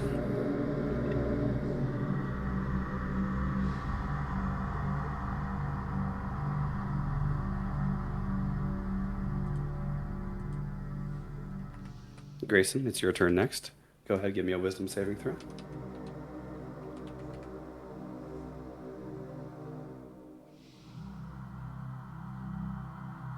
Are you able to hear me? Ryan? I can hear you. Yeah. Oh, me. Jesus. Dick. I was expecting you to say dick. Dick. Dick, it's your turn. All right, thank you. Yeah, so wisdom saving. Wisdom save. DC Uh, 17. 17. Sorry, I only responded, Dick. Yeah, I was looking for Dick. Who the fuck is Grayson? 19 total. Sorry, Alrighty. I forgot. I forgot the rule of I'm only rolling 16s, so I take it. No, I'm just kidding. Yeah, 19 total. Gotcha. You are not feared. You are able to Woohoo! approach Naka. Let's go. All right. So I think I have to do this as a bonus action, I believe. I should also Yeah. mention that you are no longer are affected by his fear aura. Oh, neato. Yeah. So I think I just do that as a boon. Short sword form. Okay, cool.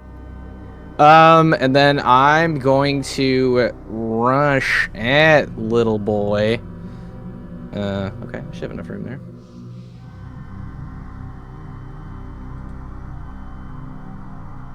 Okay. Hold on. Try to deselect the ruler. If you would like, I can move you as well if you need. Yeah, go for it. It's not letting me deselect the ruler. Okay. So, yeah, I mean, I'm gonna rush at him. I'm gonna go for an attack, but then I also want to use, like, my goring charge ability. So, like, I have to move more than 20 feet, which I did. So he has to... Do bat Scourgeborn get that ability? Yeah. Did you? Yeah. The goring charge, yeah. So he just has to make a DC saving throw of 13. I don't think they do. I think that's only the service that get That's that. the deer. The deer gets the goring charge because they got Oh, wings. is it the deer? Yeah. Yeah, you're a bat. You got wings, so you can fly. Okay. All right. All right, well, then I guess I don't do that. Then I just attack. Roll a hit. Also, give me another wisdom saving throw, please. Okay. That is 17. You pass. All right. You get to Roll your attack to hit him. Okay.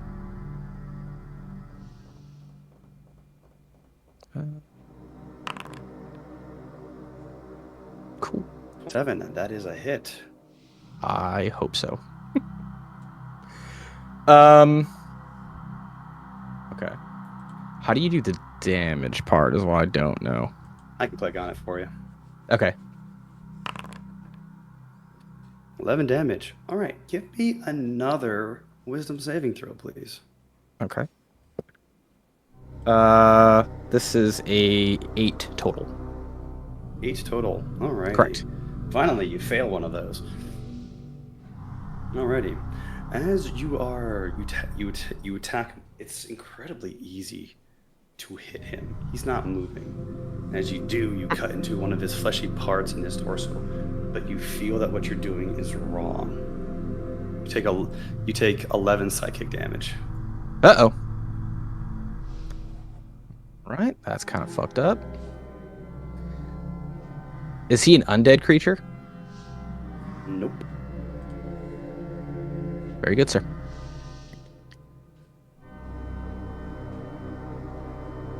Is that your turn? I mean, I guess technically I attacked twice, right? Technically, yeah. Okay. Yeah, I think I used all of my movement, though. Yeah, I cannot move anywhere else. I will choose not to attack again, because I'm a little confused. Yeah, no, I guess I'll end my turn and think about my actions. I mean, if you want to attack him again, you can. You just feel bad doing it. It's true. I will not attack him again. Understood? I mean, does it look like I did damage when I attacked him? You hit him. Oh, okay. Definitely Like hit him. Oh, Even though okay. You cut him. He's bleeding a little bit, but yeah, you are. Oh, fuck yeah. Then yeah. We're attacking again. That sounds sweet. Way cooler than not attacking. All right. Cool. Alrighty, that's a hit. Go ahead, roll me another wisdom save, please. Alrighty.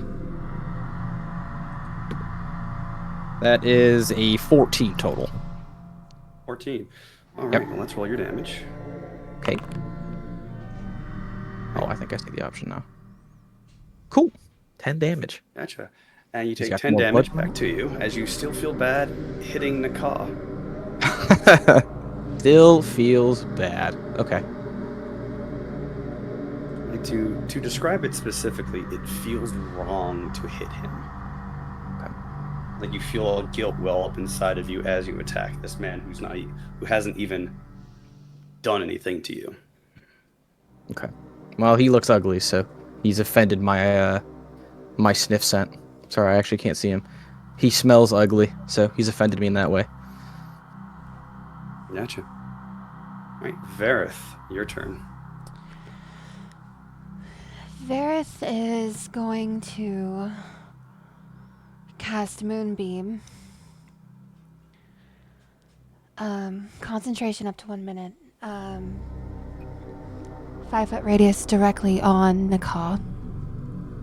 So it's a Constitution saving throw against a spell save DC of 16. Shifter? Yeah, is he a shape changer? He's a mannequin, so maybe not, but mannequins Not do change their currently. shape.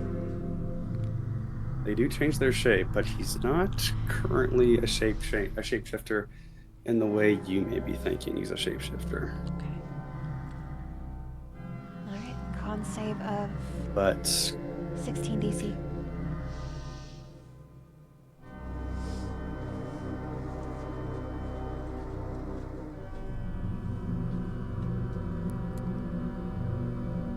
just make sure this is all.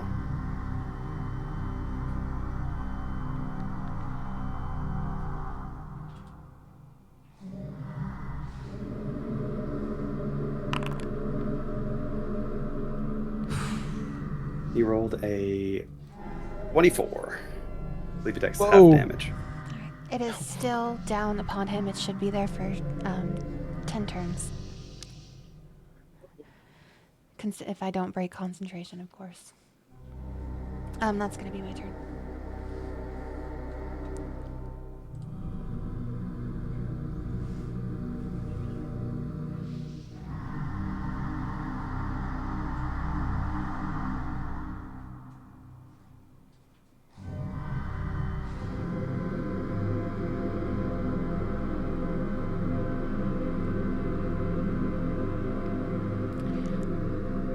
So you still roll your damage. He takes half damage.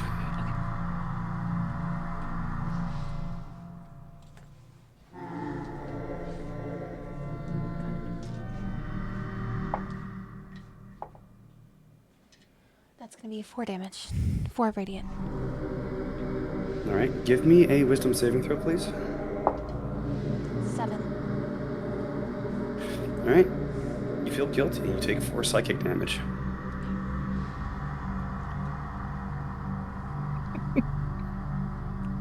It feels bad. Now will be Naka's turn.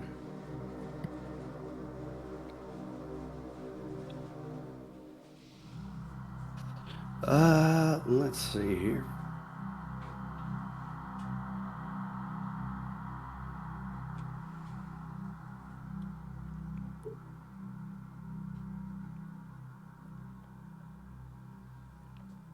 Naka will tilt his head ever so slightly to you there. Dick. And we'll do a mind break. Rolled a nat 1. Yeah. So he broke his own mind. Hell yeah. He's like, I feel Stupid. bad. Yeah, feel bad about that You one, rolled buddy. a save. I feel That that is- so badly. That is incredible. So we win. Nope, not quite yet. Okay, fair enough. Consolation prize at least. All right. He'll use his gift of power, and that will be the next turn. Very good. Calamity. Oh, I should also, before you do that, another con save for the... Alright, still takes half damage. Roll me that moonbeam damage, please. The moonbeam. The moon haunts you. Sorry. The moon. Everyone, please. 8 Marvel radiant Rivals. damage. You're welcome. 8 radiant damage? Gotcha.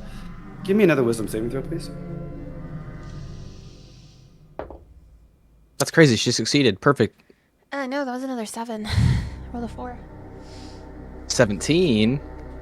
Take 8 psychic damage. Phew. I put a stop to this.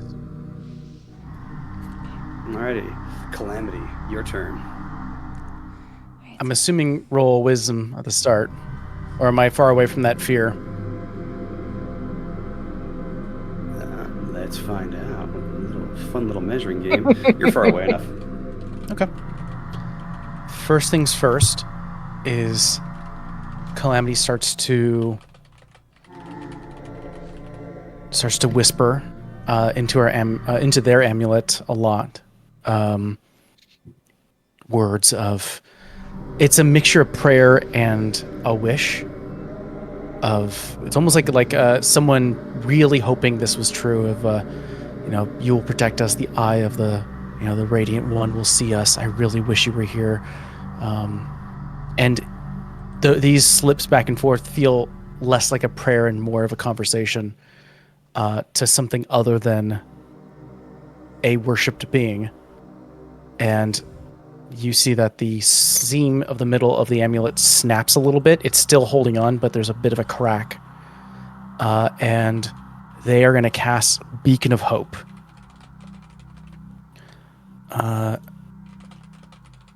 Cast Beacon of Hope. And for creatures that I choose, that I can see, which is going to be all of you, to combat this wisdom hit that we're getting almost every time, you're going to have advantage on those. As Hooray! Great play. Great play. you see almost like the chittering teeth.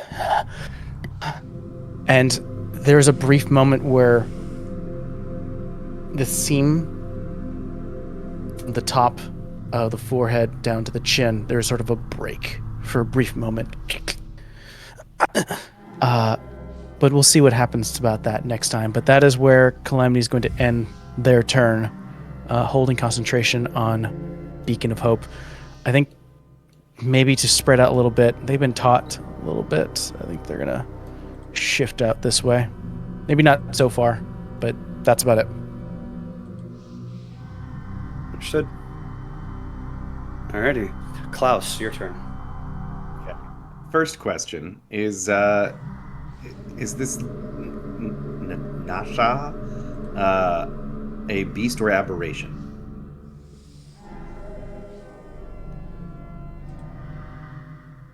They are an aberration. Cool. All right. Also, by the way, you're within 30 feet. Could you please roll me a wisdom saving throw, please? Yes, but I ask that because I get to add my proficiency bonus to saves against being frightened by beasts or aberrations. And you have advantage. At advantage. Yeah, because life. Beacon And of you have Hope. advantage. No. Please. Got another nat 20 on a wisdom saving throw. All right. Okay, there we go. I don't understand. You're not afraid at all. All right. You hear that? I'm not afraid anymore. Oh, rats. I have that Alrighty. ability too. Wolfman's got nards. All right. Klaus is gonna stick out his sword to one side and just give it a click, to which it starts humming with an electric current. Brings it in and charges. How do you do flanking rules, by the way? I'll be doing advantage. So if you flank, you have advantage. Okay. We're gonna go ahead and attack. Let's do this in here. Klaus. All right. By the way, if you're going to attack him, give me another wisdom saving throw, please. Okay. Is this against madness? No. Okay. Also not being frightened again? Nope. Okay. Just an advantage. For once, I did not get a natural 20. It's a 17. 17. All right. You can roll to hit. Sweet. And he's not wearing any metal? He is not wearing. Well, his body is partially metal. Okay, so this would be. DJs. It will not have the extra effect for the saw blade. Okay. Nope, that's going to be two-handed and at advantage. 22 will hit. 22. Okay.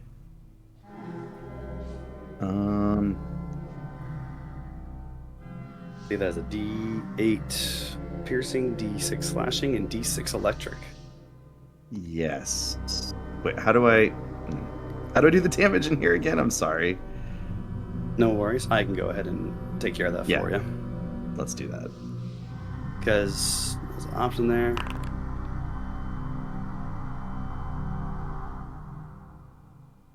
All right. Would you go ahead and wear me a wisdom saving throw, please? Sure. 16.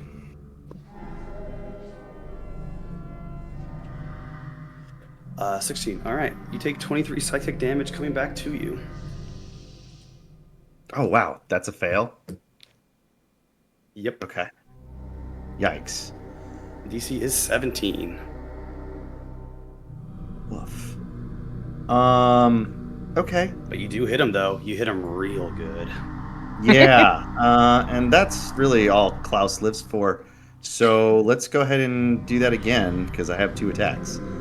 So...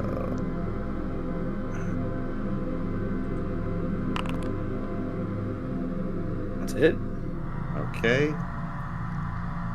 And I guess if you wouldn't mind rolling the damage for me again. How are we looking, guys? With all these blowbacks. I am 21 bloodied. damage. Oh boy. Okay. Hope y'all picked up some health potions. And I'm going to guess another wisdom save. And could you go ahead and give me a wisdom saving throw, please? Oh, Yeah. no. I'm spec for healing. Oh no, I failed. With advantage? All right. Yeah, no, it was a 6 and a 4. God damn it. All Let me just do. I'm gonna go ahead and just give you back your full health here because I can subtract the damage if need be. So 44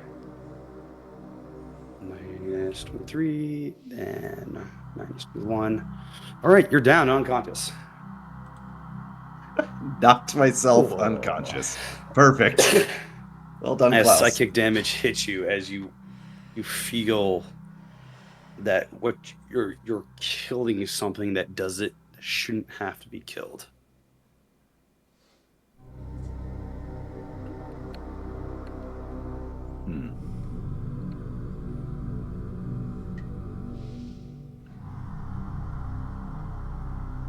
Good news, you have advantage on death saving throws. Well, next we'll go to Neb. Oh boy.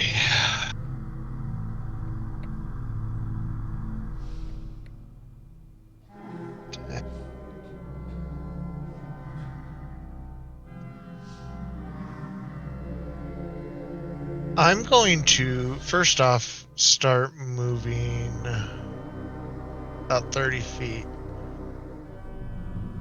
Gotcha.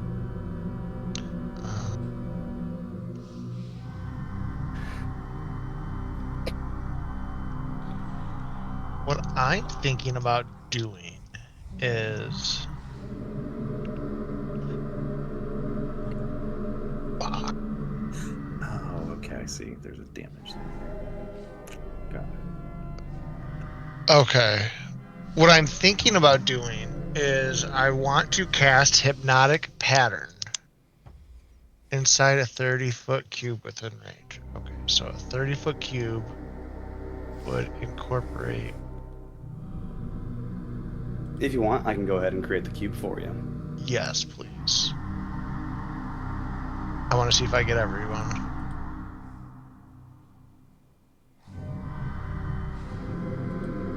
And that's a wisdom saving of. That's 30. What do you?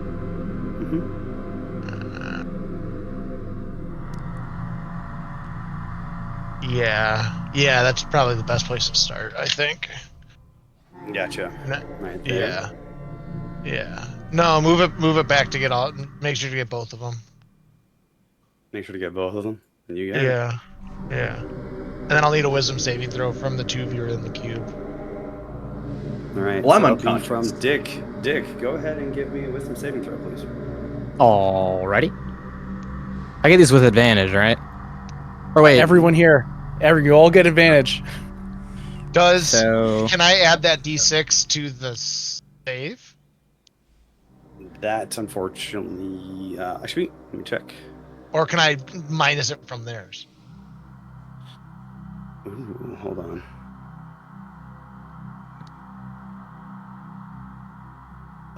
It can be added to any die roll. So I'm not rolling any die. Yeah, I got so 8. I misspoke.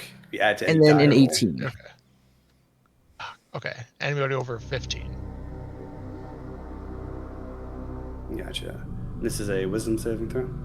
Yeah, so the 18 was successful. The other roll was not. The other one was not. Okay, so for everybody that got hit, it would have been on a failed save, you become charmed for the duration, and while charmed by the spell, the creature is incapacitated and has a speed of 0. So essentially, you're amazed by. Go ahead. I was gonna say misroll there. He actually rolled an 18, so 18. it is a 27 on the call. I accidentally clicked on. Wow. Okay. So yeah, essentially you're just amazed by this beautiful pattern that I'm going to drop right in front of you of just this galaxy just like exploding and then becoming a million different stars and then warping right back into one and doing it all over again. And what was your roll again, Dick? 18. 18? Okay, gotcha. Well, a fantastical pattern is before you when you have not been affected by it. Cool. But neither has I can't even see it. I'm blind. Neither has Klaus because he's unconscious. Yay. Beautiful. Alrighty. And does that hypnotic pattern, does that linger? Concentration up to a minute. Gotcha. Alrighty. Very cool. Next turn will be Dick. Dick, it's your turn. Hooray! Yeah, I'm going in for some stabbing action because that's fucking fun. I'll vote. Yes. Attack. Oh, you hate to see it. A 10. Well, actually, first, before you do that, wisdom saving throw, please. Oh, good call. I mean, the first one's gonna pass. That's a 19, but I'll roll again for fun. Well, here's the thing. The 11 will hit. Ooh. Okay. So, let's do your damage, or I can All do right. damage. I think I figured out the damage part. Normal, not critical hit. Sorry. Very excited about that. And wisdom saving throw, please. Okay. Wisdom saving. Okay. Wait. All right. Fuck. I got an 8.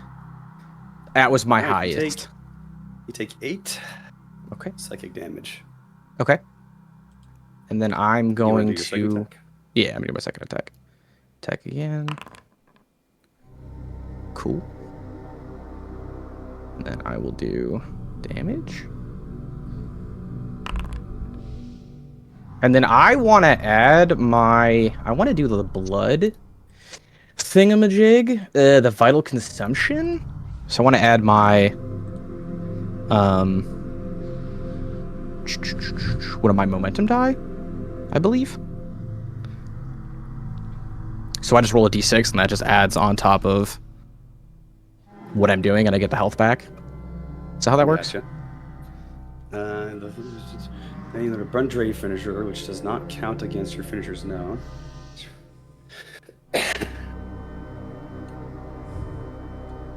I believe so, yes.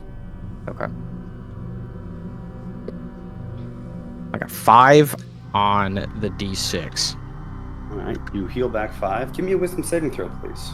See if you Okay. lose it all.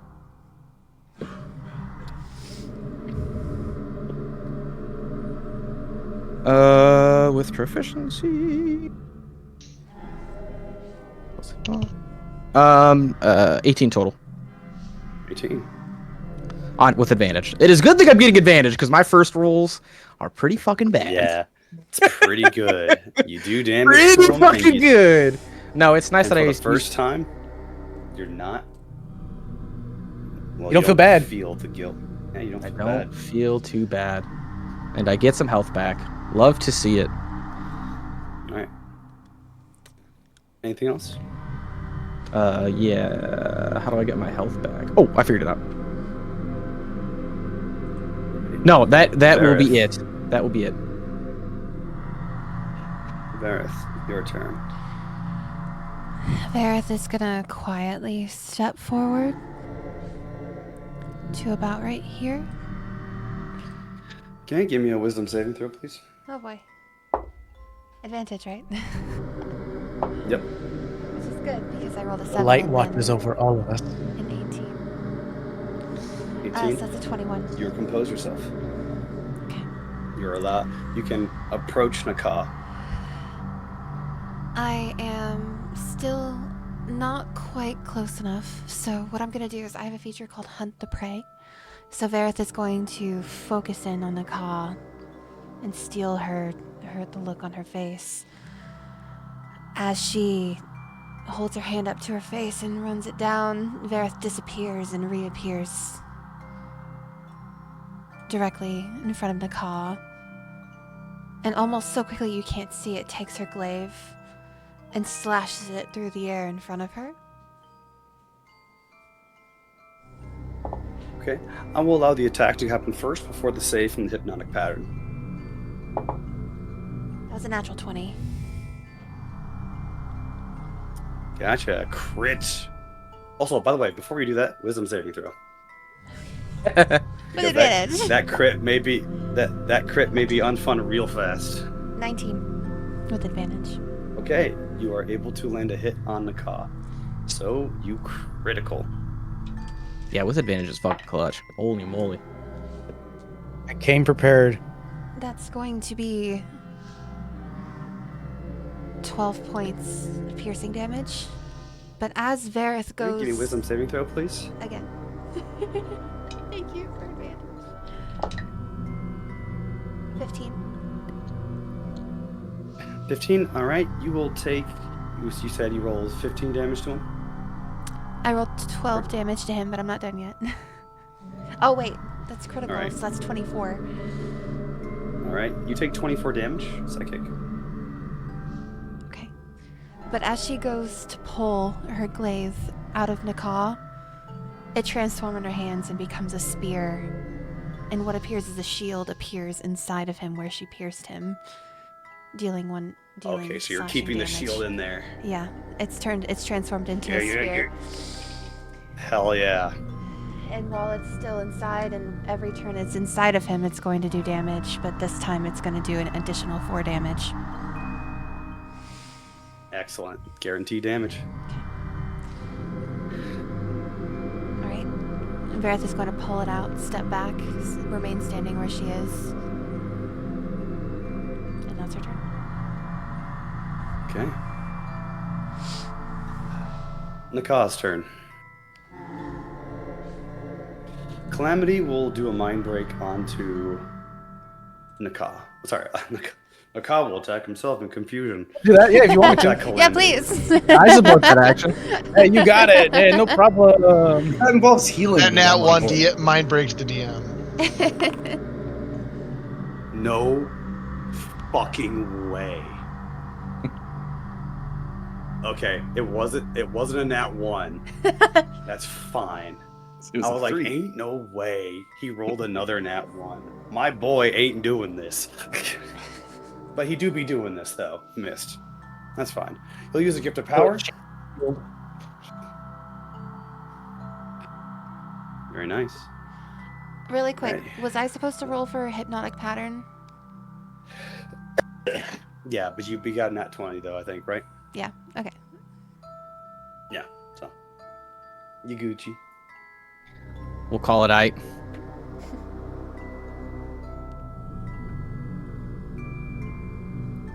Okay. That will be... Now it's Calamity's turn. Do something crazy. Calamity starts to grip the amulet tight. And final words that leave their voice is, you would know what to do. They will utilize their channel divinity for Guardian Angel. The amulet snaps, and they drop the amulet as they sort of start to choke. The seam that starts from their forehead starts to go all the way down their neck, past their chest, all the way down till they are one half shade. Fingers start to crawl underneath the split and seam, like almost crawling through the skin until they pierce through. A second pair pull apart, and there are now 2 chins and 3 eyes and 4 as 2 beings start to split out. The one that drops is Amity, and the Guardian Angel this time is Calvin. As you see, black-haired woman, blue eyes, wearing the armor now no longer split-shaded. Full feminine form now, and a masculine, almost cosmic, uneven, radiant being. Calvin! You see sort of a real feminine voice as the Guardian Angel appears as the action. And then I think I gave you the token. I don't have the I got you. Where do Guardian you Angel. want to put the angel? It has to be right. It has to be 5 feet from me. This is symbolizing them Gotcha. splitting apart. It's like the opposite of Together, the movie. Instead of like a horror movie of them come together, it is a complete opposite of two people trying to pull themselves apart from each other. I watched that backwards. I know. And it is placed on the field for you as it appears right next to you.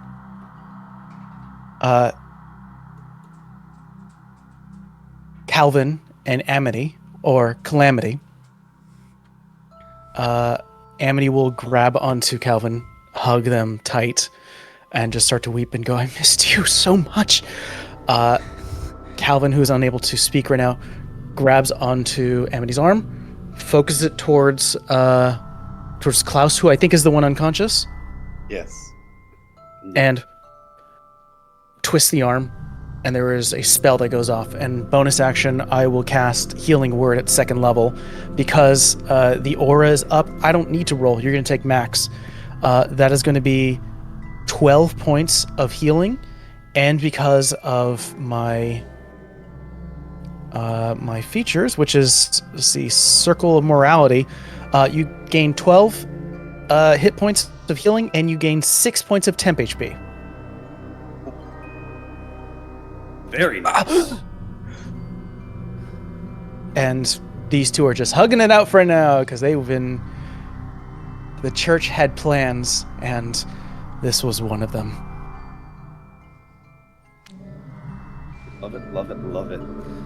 Klaus, you come back to life. You're on the ground. Vareth and Dicke are there fighting against Nakah. All right. Well, I'll stand up. Number 1. Number 2. I assume I have to make another wisdom saving throw. Yes, for hypnotic pattern. Oh, okay. But not for the fright. Okay. No, you've already What's passed your that? fight, so you're good to go.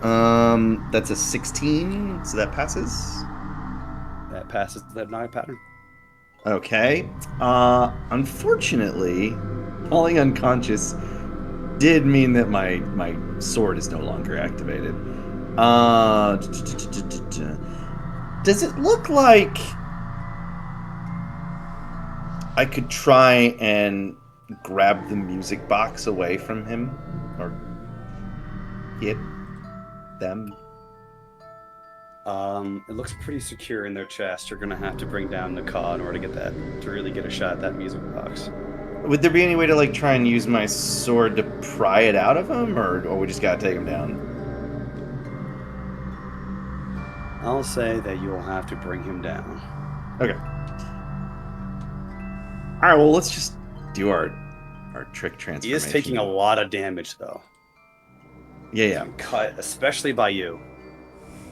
Yeah. If only I didn't kill myself in the process. I'll do my trick transformation again, and well, Klaus only knows one thing. Every problem is a nail when all you've got's a hammer. So let's swing away. Electrified. Give me a wisdom saving throw, please. Yeah, of course. Oh, there it goes. Die. 17? Alrighty. So, someone finally failed this effect. Nakah is a sanctified being. He's permanently under the sanctuary spell. Right. So he's not taking any damage at all. Which means your attack does not land and it goes to another target instead. Huh. However, though, Has that not been happening the whole time? It is a permanent fact of this creature that he is. Okay. However, So though, who did I hit? since you're not next to anyone, there is no new targets for the spell, so your attack doesn't land. You can do another attack and try to hit him. By the way, also, did you do that at advantage, by the way? Yes. Save. Okay. Yes. Okay.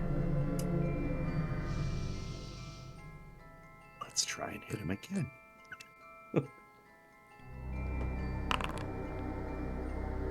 Wisdom saving throw, please. Yep. These are going so well. A 17. 17 will pass. Great. That's the number. Keep doing that. Yeah.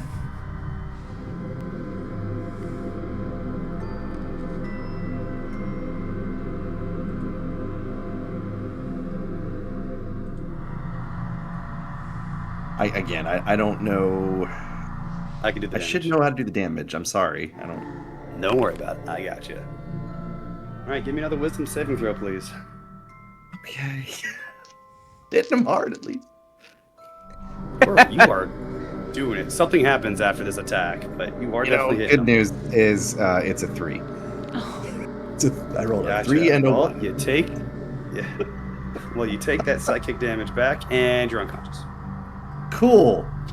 Klaus, perfect weapon. Alrighty, but now that he's under a certain threshold, something happens. The hypnotic pattern dispels. And I'm going to copy all this.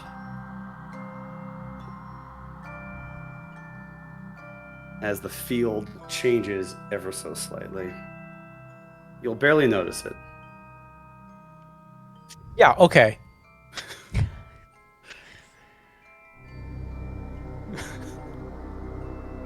We feel bad. You won't even notice what's happened. Oh no.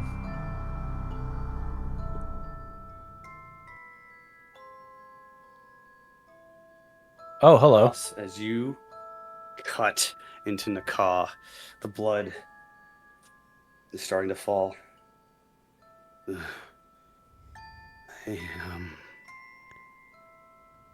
am the Avatar. They must sleep. The dreamers deserve to sleep. They will sleep. They will sleep. They will sleep. They will sleep. And so they shall. The flesh that's in him grows around him. Another pair of arms comes out as Naka takes on another form.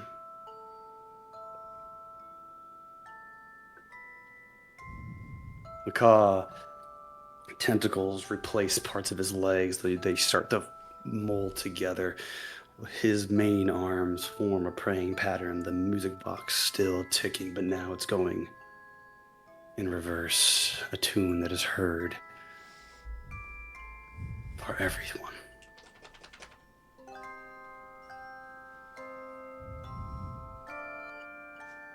And all of a sudden, beneath you, portal opens up, showing you another side of it all. The truth of Naka's purpose.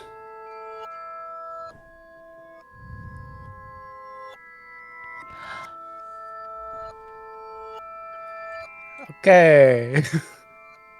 The fight is still ongoing. Seems Klaus, bad. Neb, it is your turn.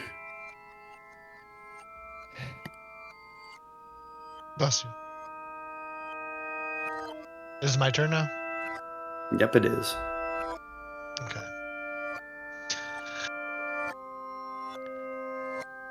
Even in this form, though, the damage is still there. Am I able to walk up to him? You may.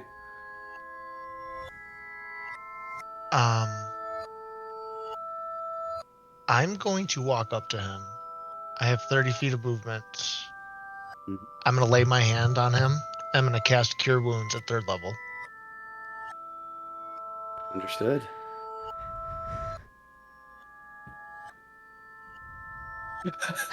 two medium ones. Excuse fucking me? I would like to hide it from the group, though. Something like this is a little more obvious. From my unconscious state, I feel that you are healing someone. Okay, yeah, no, I'm cool. I'm cool with it. Yeah, just lay my hand right on him and do it. So, Buddy, we should have friends. We should be friends. Let's have a drink after this. All right. There you go. 21 points of damage. Uh-oh. That's a juicy amount of healing. That's just one electric saw blade attack. Assuming I don't Literally. knock myself out again. As Nakaw has taken his minor avatar form, Neb, you have healed him, and you hear in your head, my Nebula. The song must finish. Ended. Oh. Your last note is Okay. here. And it will be sung. Alrighty. Well, I don't like this one bit. Nope. All right. Dick, your turn. Neb walked up to this thing and healed it. Neat. Eat 'em. Cool. Yeah, I'm gonna go. Does taking a healing potion? Is that a bonus action or an action? I will allow a bonus action, yes. Very good. No need All to right. roll Then, it. No need to roll it. You get max. oh, nice. Because Yes. someone here is just a super cool paladin. Okay. No, okay, cleric, excuse me. Cleric, Okay. yeah. I This is know your. D&D. You regain the maximum number of hit points possible from any healing. Cool. Oh my god, DM Seti. This is Sorry, I see the raid. Oh, we Cool. just Yeah, I promoted mean it's again. 40. I mean it's a greater healing, so it's just 44 plus 4. So 20, I guess. Yep, that's 44. That's 20. Heal 20. Nice. Thank you, buddy. Appreciate that. Cool. And I'm gonna go in for a good old stabberoo. My favorite thing to do. Would you Not go ahead and roll Neb. me a wisdom saving throw, please? Okay. If you would be so kind. I got +5. Okay, it's 18. And then that is 11. Okay, yeah, so I got 18 and 11. So the second one, 18? the first one succeeds.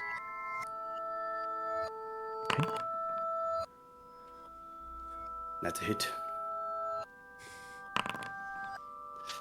Would you go me a wisdom saving throw, please? Alrighty. Fuck. Advantage. Fuck. I did not succeed on either roll. You take 9. 9 psychic. Yeah. All right. I will attack again. I'm Are we assuming looking I gotta back? do.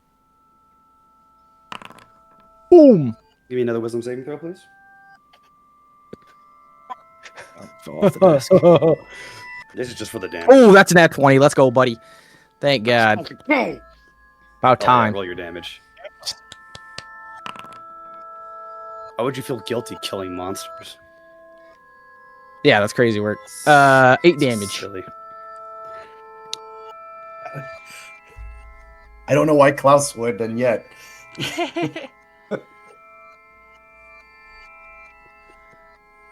Cool. I cannot do anything else. I did my bonus and my main. Gotcha, Vareth. Riveting. Neb has revealed himself.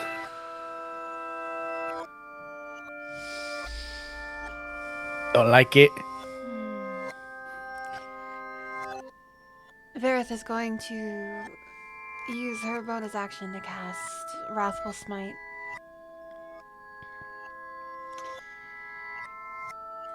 And she's going to take her spear and she's going to hit Nicole with it. Give me a wisdom saving throw, please.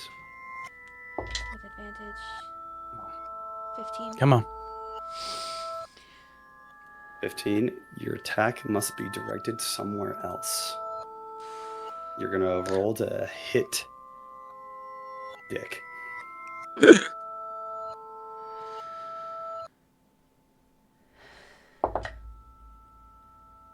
Can I use? Miss. Oh, yeah. We're good. I noticed you didn't use lay on hands. That's my turn. Cough, splutter. Alrighty. Anything else, Vareth? That's my turn. Alrighty. Nakaw's turn. Or maybe Nakaw's no longer there.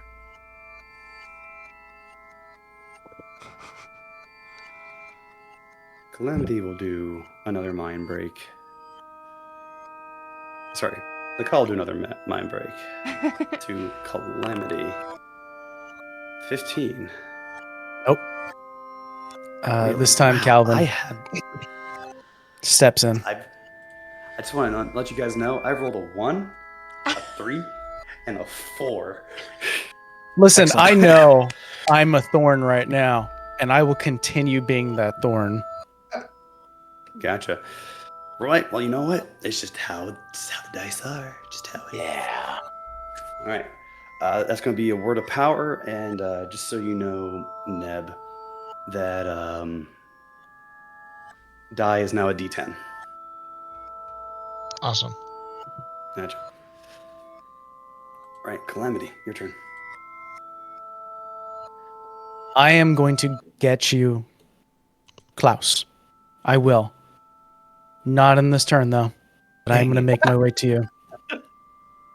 There are some things that need to happen first. First and foremost, I see Amity pushes Calvin a bit. He goes, him. She'll grab the broken pieces of the amulet, push them together. You see a beautiful stream of light as it reforms, slides it against the wrist, and releases a guiding bolt, second level at Neb.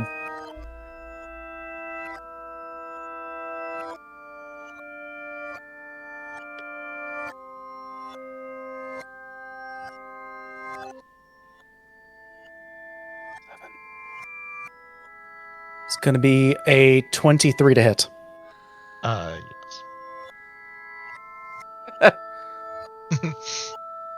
That will Almost do. double. So it's going to be 5d6. It won't kill me. That's fine. 8, 11, 14. 13 plus. That's going to be 19 points of radiant damage.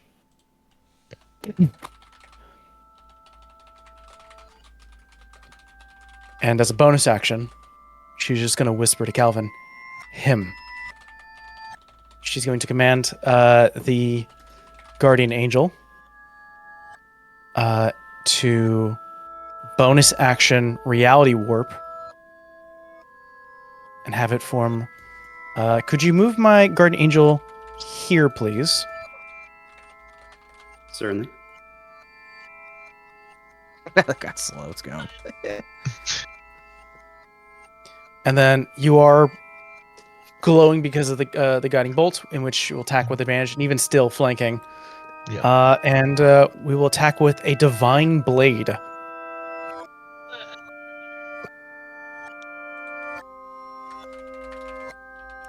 Yeah, it's going to be a 25 to connect.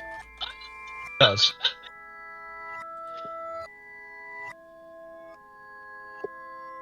You take an additional 8 points of radiant damage. Very cool.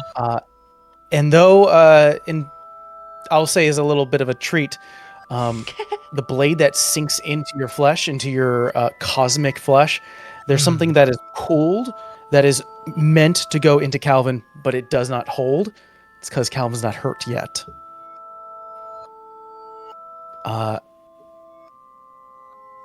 Amity is then going to use 30 feet and we're going to start to cut some distance. I'm going to make my way so I can get to Klaus in my next turn, but that's where I'll end my turn. Very cool. Alrighty. I'll make a death save. Please make a death save, Klaus. Advantage! Yeah. Oh my god. I failed. 20 nat 20. It's a 7. Advantage! I know. I got a 7 and a 3. Oh, I can't help you, no. man. I wasted all my not 20s on wisdom saving throws earlier. Oh man. Alrighty. Well, Neb, it is your turn. Okay.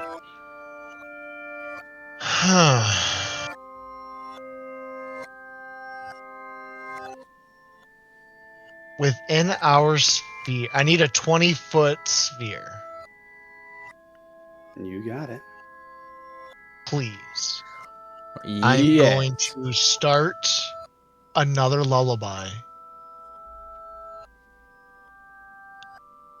I will need. Oh, I rolled those. Okay, cool. No, we'll go second level. Oh, it's not gonna let me do it. It's not even let me put the circle too. Okay, cool. So 41 points of sleep hit points to distribute out. So I essentially it says go from the lowest up. So I don't know who the lowest is, up? but yeah. That's Vareth. Okay. Vareth is asleep. That's 13 points. Okay, so I have 28 left. And that would also include yourself. It would include me as well. Does it allow? Let me just look. Speeding. Creatures within Each creature. Yeah, each Each creature creature. doesn't. Yeah, it doesn't specify whether or not It's you like can the choose. fireball. It's like the fireball effect. Mm-hmm. I'm trying to think if I want to move first or not, though. Because I know I get an attack of opportunity if I do. Ding. You have at least 2.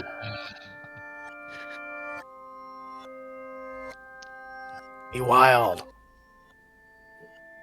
Take that risk. Get hit. Yeah, risk it for the biscuit. We'll do it. I just want to move out of I just want to move out of my little circle. I'm giving you my energy. Let's go. And that's wanna gonna move out. be. That's gonna be Dick, and I believe that's Calvin. Calvin.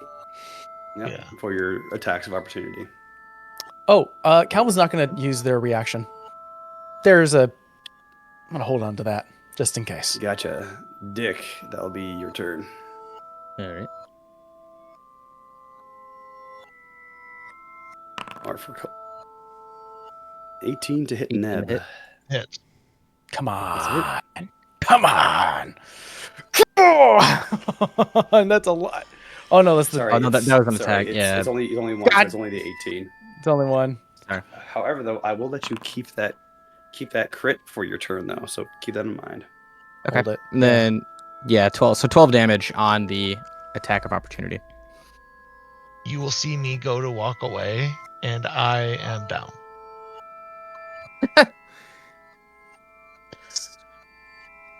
And the cause like, no.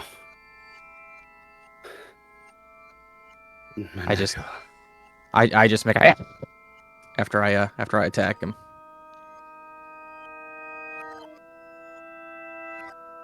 Alrighty. And it's your turn. You do have a crit attack. Do you want to use that on Naka? Fuck it, we ball. All right. Give me a wisdom saving throw, please. Okay. First one is 17. And the second one is 17 on the die, which is kind of funny. So 23. So you Or pass 22? both instances. So your first crit will hit. Go ahead, roll your critical damage. Critical. While you do that, I'll let Neb know. It is indiscriminate how the aura works. You will still have advantage on death saves. Because you were in the aura when I casted it, so you... All right, let's go. I don't have the option to remove you. It is from what it was casted, so there you go. Roll your second attack there, Dick. I still see the light in you. I just want to snuff it out now. Wisdom course save? He will hit. You've already you rolled me 2 wisdom saves, yeah. Oh, okay.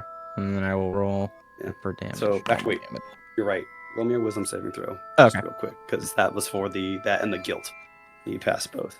Okay, that one does not succeed. That is a 15 on the 20. Okay, yeah. Dirty 20. Alrighty. And roll me another one just for the guilt. But I don't feel bad. I don't care. Is this is the guilt with advantage as well? Yeah, Always. it's a save. Okay, I did not pass. Alrighty. God So damn you it! take 12 psychic damage. Hate to say it. Has it been a minute since I was last bloodied? No. Fuck.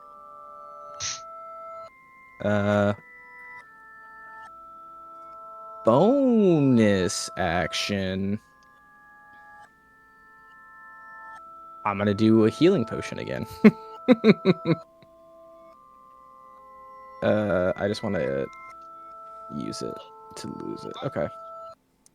And that's gonna be max, right? Because I'm in the super secret Yep. awesome healing zone. All right, cool. Super secret. Oh, that's right. Yeah. So yeah, you're right. 100%. Cool. Sick. All right, yeah, I'm done. That was my turn. Ready. Just Vareth, hack and slash your and- turn. Vareth is asleep, but I just want to make sure that I wouldn't have. Oh, you No, did it? so you're not asleep. I wouldn't have casted it because I was gonna move out Okay, of it gotcha. first. Yeah. Okay, excuse me. I just want to check in. I know my shield is still inside of Nakal, so I just wanted to make sure, like, taking damage every turn. Yep. And then, once again,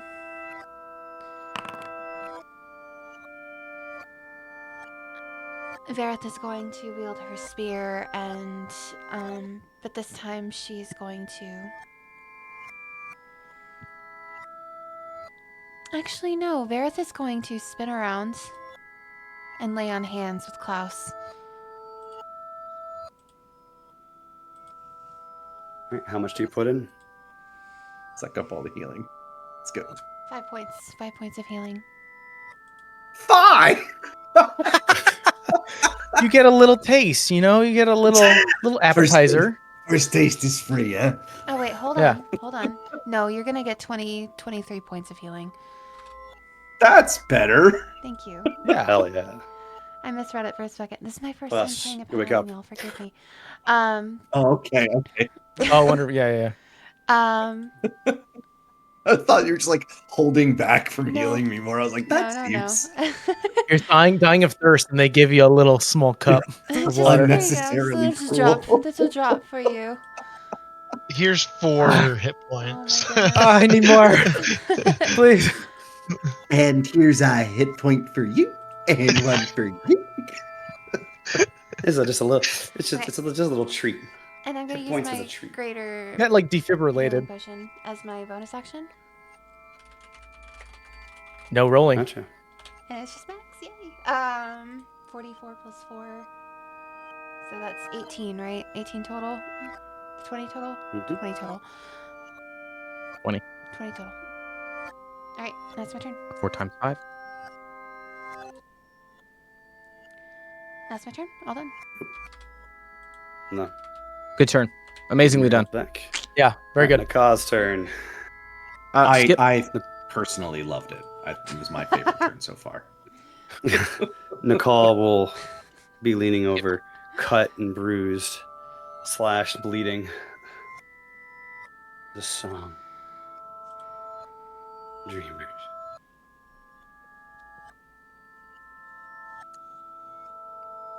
And both pairs of hands will go to its head. And let's see, we have 1, 2, 3, 4, 5 people here. Uh-oh. As a mind break goes out to everyone. Oh, shit. Uh-oh. 1, Dodge. 2, I just 3, healed. 4, 5.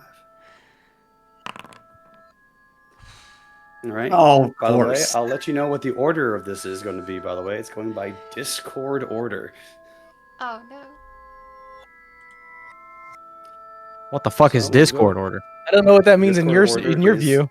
Yeah. Is what I see. That's going to be That's me first. Vareth first. Okay.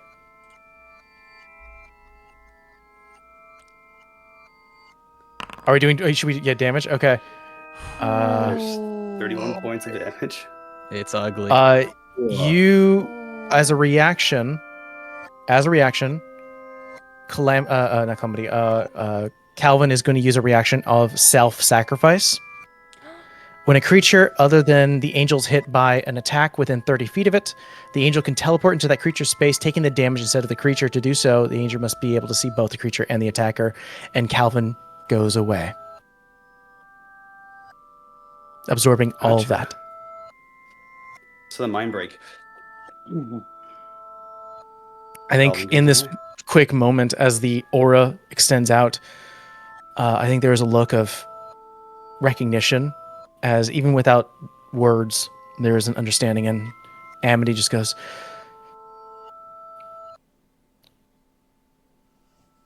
"You'll always be here. Always. And we do what we were sent here to do. Protect. I wouldn't see you do it any other way." And jumps in front as the aura comes out, protects Vareth, and shatters away. Calamity falls back to the ground as the sort of the overtly feminine form of them becomes a little bit more androgynous, as the sort of fingers just and kind of reverts back to their original seamed stature. Gotcha. Excellent. Fantastic use of that ability. Next will be Calamity. Oh my god. Just hit or miss. I guess I always miss when it comes to Calamity. Jeez. Chosen one over here. All right. Next will be Dicke. Yay.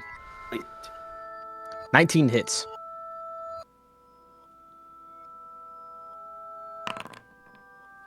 24 damage. That hits. All right. And next will be Klaus. 29. Yeah, that'll hit. I would like to use my dodge step ability if I could. Yeah, are you able to dodge the Yeah. mind break attack? I mean, it's an It attack. is a ranged spell attack, so yes, technically. I didn't know you could use Cool. that. All right, so I'll move 5 feet. So I don't want to ping. I just want to move 5 feet, and then I need to make a dex save if I'm remembering correctly. Give me a deck save. Okay. Just do it in here. Why not?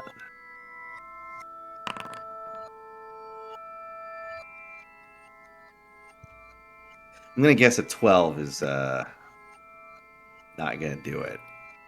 Let me just do a quick little checky check here. It's a Attack DC roll. equal to the so the DC, attacker's DC attack is 29. roll. Yeah. I still take half damage for Take half for doing damage that, though. Let's see so. how that works. Yeah, so the half damage will be. Oh, hold on. 9 points. Yeah, that's way better than 18. Alrighty.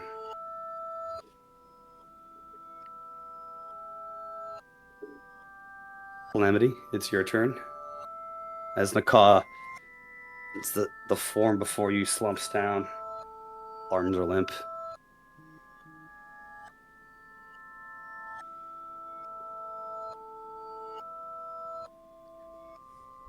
You don't deserve my mercy. But I'm not the one to give it. And I'm not the one who should decide. I'll ask amongst the team who looks bad. I know we all look bad, but who's the worst here? I am at 14. 15. All right, 15, I'm at 14. Yeah, he's at 14. 14. Cool. Very cool. I'm down. Yeah, okay. Listen here, Neb. Excellent. Does he take a mind You break asked. attack as well on the ground? Nope. Okay. I think I'll make my way here. And I will do Cure Wounds level 1 on Dick, which I don't have to roll. What is that? So it's going to be 1d8, so 8 plus 4. So you're going to take 12 points of healing. Okay. And 6 temp HP on top of that.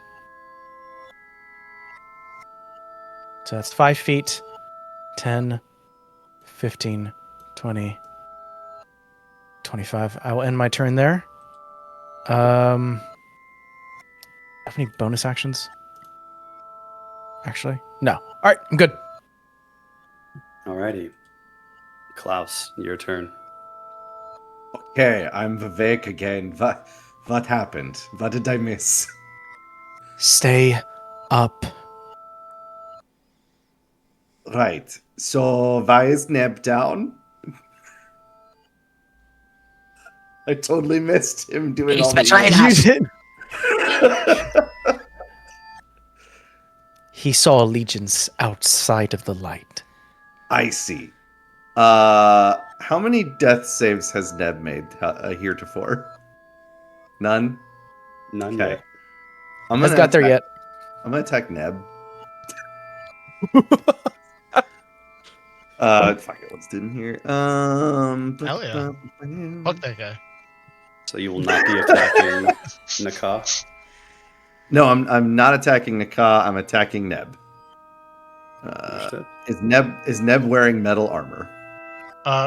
No. Cool. Two-handed. 27. I'm gonna guess that Hits. hits. Automatically Yeah. counts as a crit. So I mean, he is two also failed prone. death saves. It's 2. Yep. And let's just. No offense, Finish Connor. him off. No. Second attack. Please do. Honestly, please do it. Wait.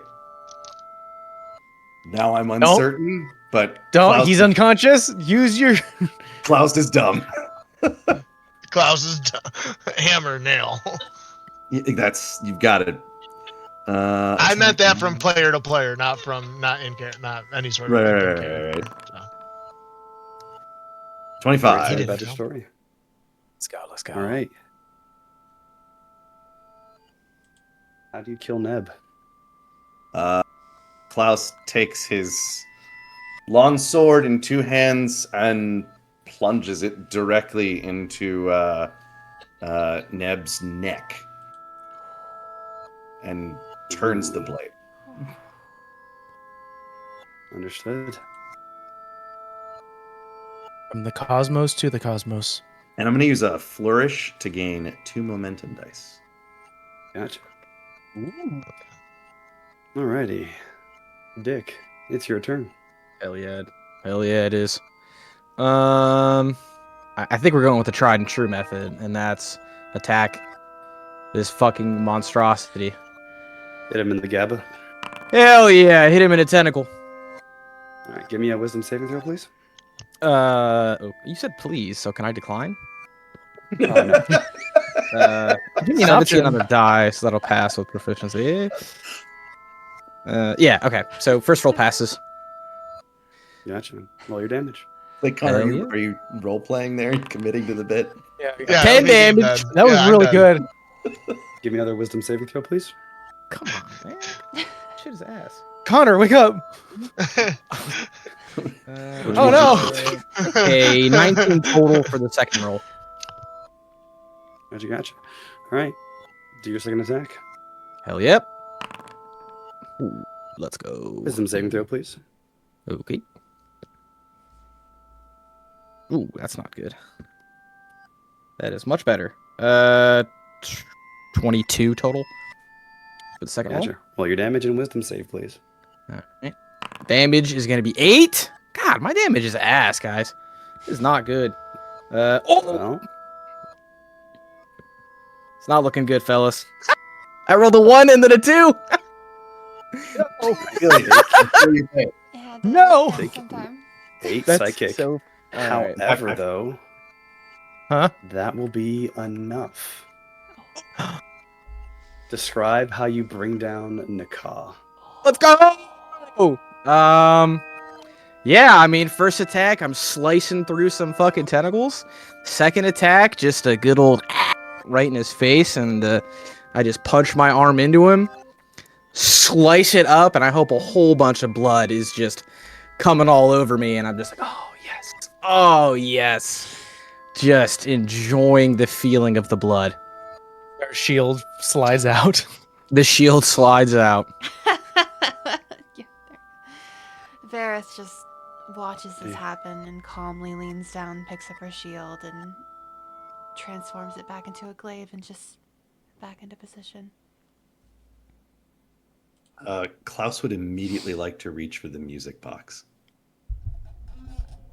You reach for the music box. There's no resistance in you grabbing it.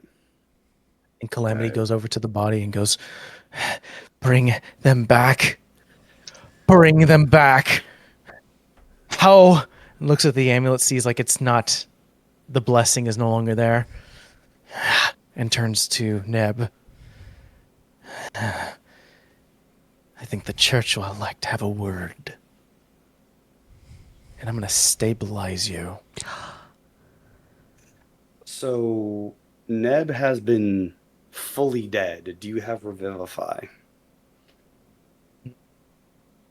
He's No. dead. But I know who does.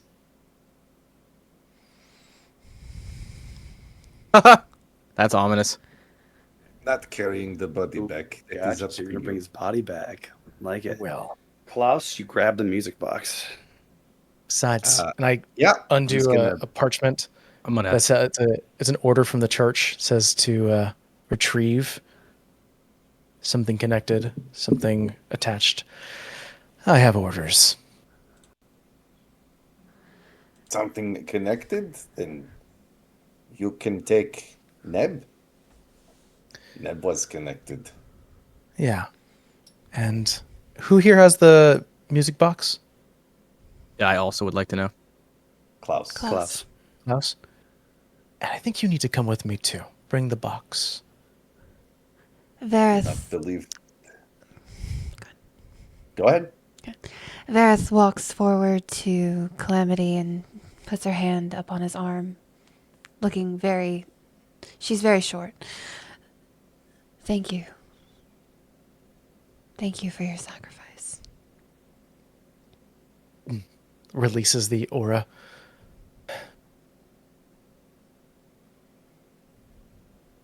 The light will show the way, Indeed. and you all have a glimmer and a burgeoning glow. You as well, my friend. Most of us. And looks at Neb.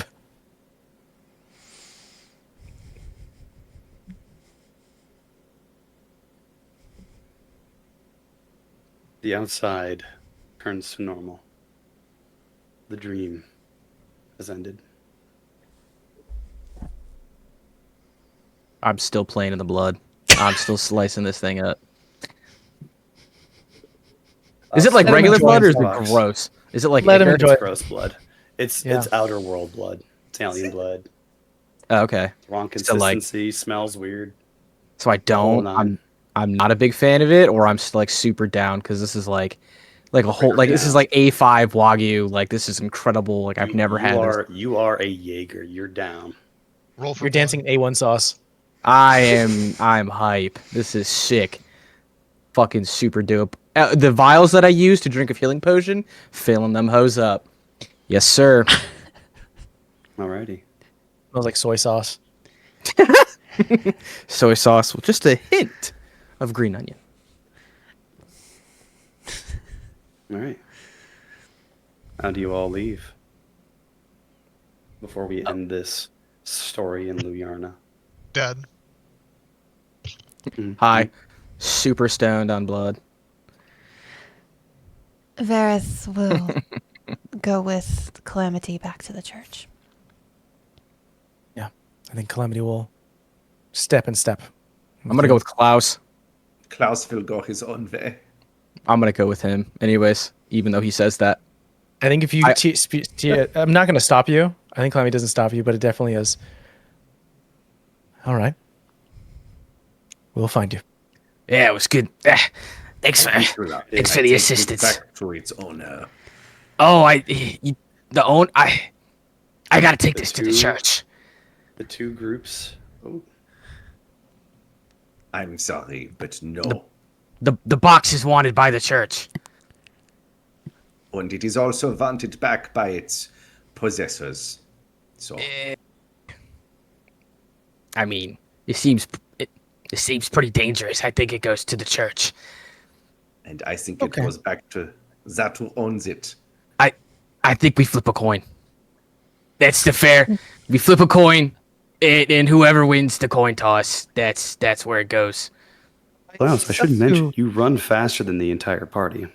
Yes, Yeah, I know. Klaus, if you would like, you can definitely take the box, but we will see it. The church, we will. So, Wish you both the best. safe travels. Less certain of that. Goodbye. Yes. It was. Thank you. Thank you for helping. I mean, if you want to take it there, I'm not gonna. We might have our hands full for I'm a just while, gonna and then tag along. tension will be here for a bit. Yeah. Yeah, there you go. Alrighty. Gotcha. The party goes their separate ways. Go back to the individual reading the report. And that's how I was able to retrieve the music box. Klaus closes the file, and the Obitus Scolaire congratulate him on a job well done. Hmm. Hmm. Part 2, I'm gonna get that. And there you go. Full credits. awesome. Thank you guys so much for joining us tonight. That was phenomenal. And Connor, thank you so much for putting all of this together. That was incredible. I had an absolute Yeah, blast. I had a great Very time. good. Very Very good. good. Neb I and do. Klaus. I do have a question. The glowy candles in the corner. I pretended to ignore them the whole time because I definitely couldn't see them from where I was at.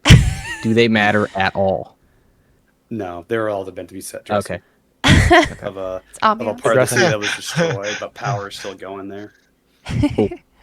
Good French So dressing. you guys dealt with a adjusted CR12 monster. Ooh. Cool. Yeah, it was pretty tough. The adjustment was that I put down the DC for those saves by 2. Oof. And still managed to fail him so many times. Yeah. I cannot tell you the amount of times I missed an attack is biblical. Yes. That was ridiculous. Incredible. The funny thing is, even if you were able to hit my AC of 18, I had a reaction just to bump it up by 3 because of the feat. I have a plus 11 to hit. And I rolled 1, 2, and 1, 3, and 4. Yeah. And then 5. It's like I can't win. Nutty. But that's fine though. Hitting like a truck is not super useful when the enemy you're hitting has a thorns aura.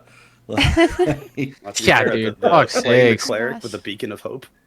Great idea. That was great. You told me Absolutely. it was going to be Bloodborne and it was going to be Lovecraftian themed. I went, you're going to mess with my mind. Nope. Hell yeah. Not today. It's all right. You guys met every save, so proud of you. Well. Thanks everyone in saved. chat for joining us Yeah. tonight. We're gonna go ahead and wrap it up now. But thanks you guys again, and please check us out. We are gonna be back next week on Monday for Echoes in the Gray City, and then we have our next session to pick up at D&D on Wednesday. And I hope everybody has a great night. James, Mike, do you guys want to plug your stuff really quick before we end for the night? James, if you want to go first? Sure. Yeah. Check out Grimstone Gaming Ooh. on YouTube at Grimstone Gaming Group. We stream every Tuesday, and then occasionally we'll have one shots on other nights of the week. We do one of those a month. Every other Tuesday, we are doing what we call our tabletop turntable, where we play a campaign, a limited campaign from different gaming systems. And then on the other Tuesdays, we have a long form D&D session.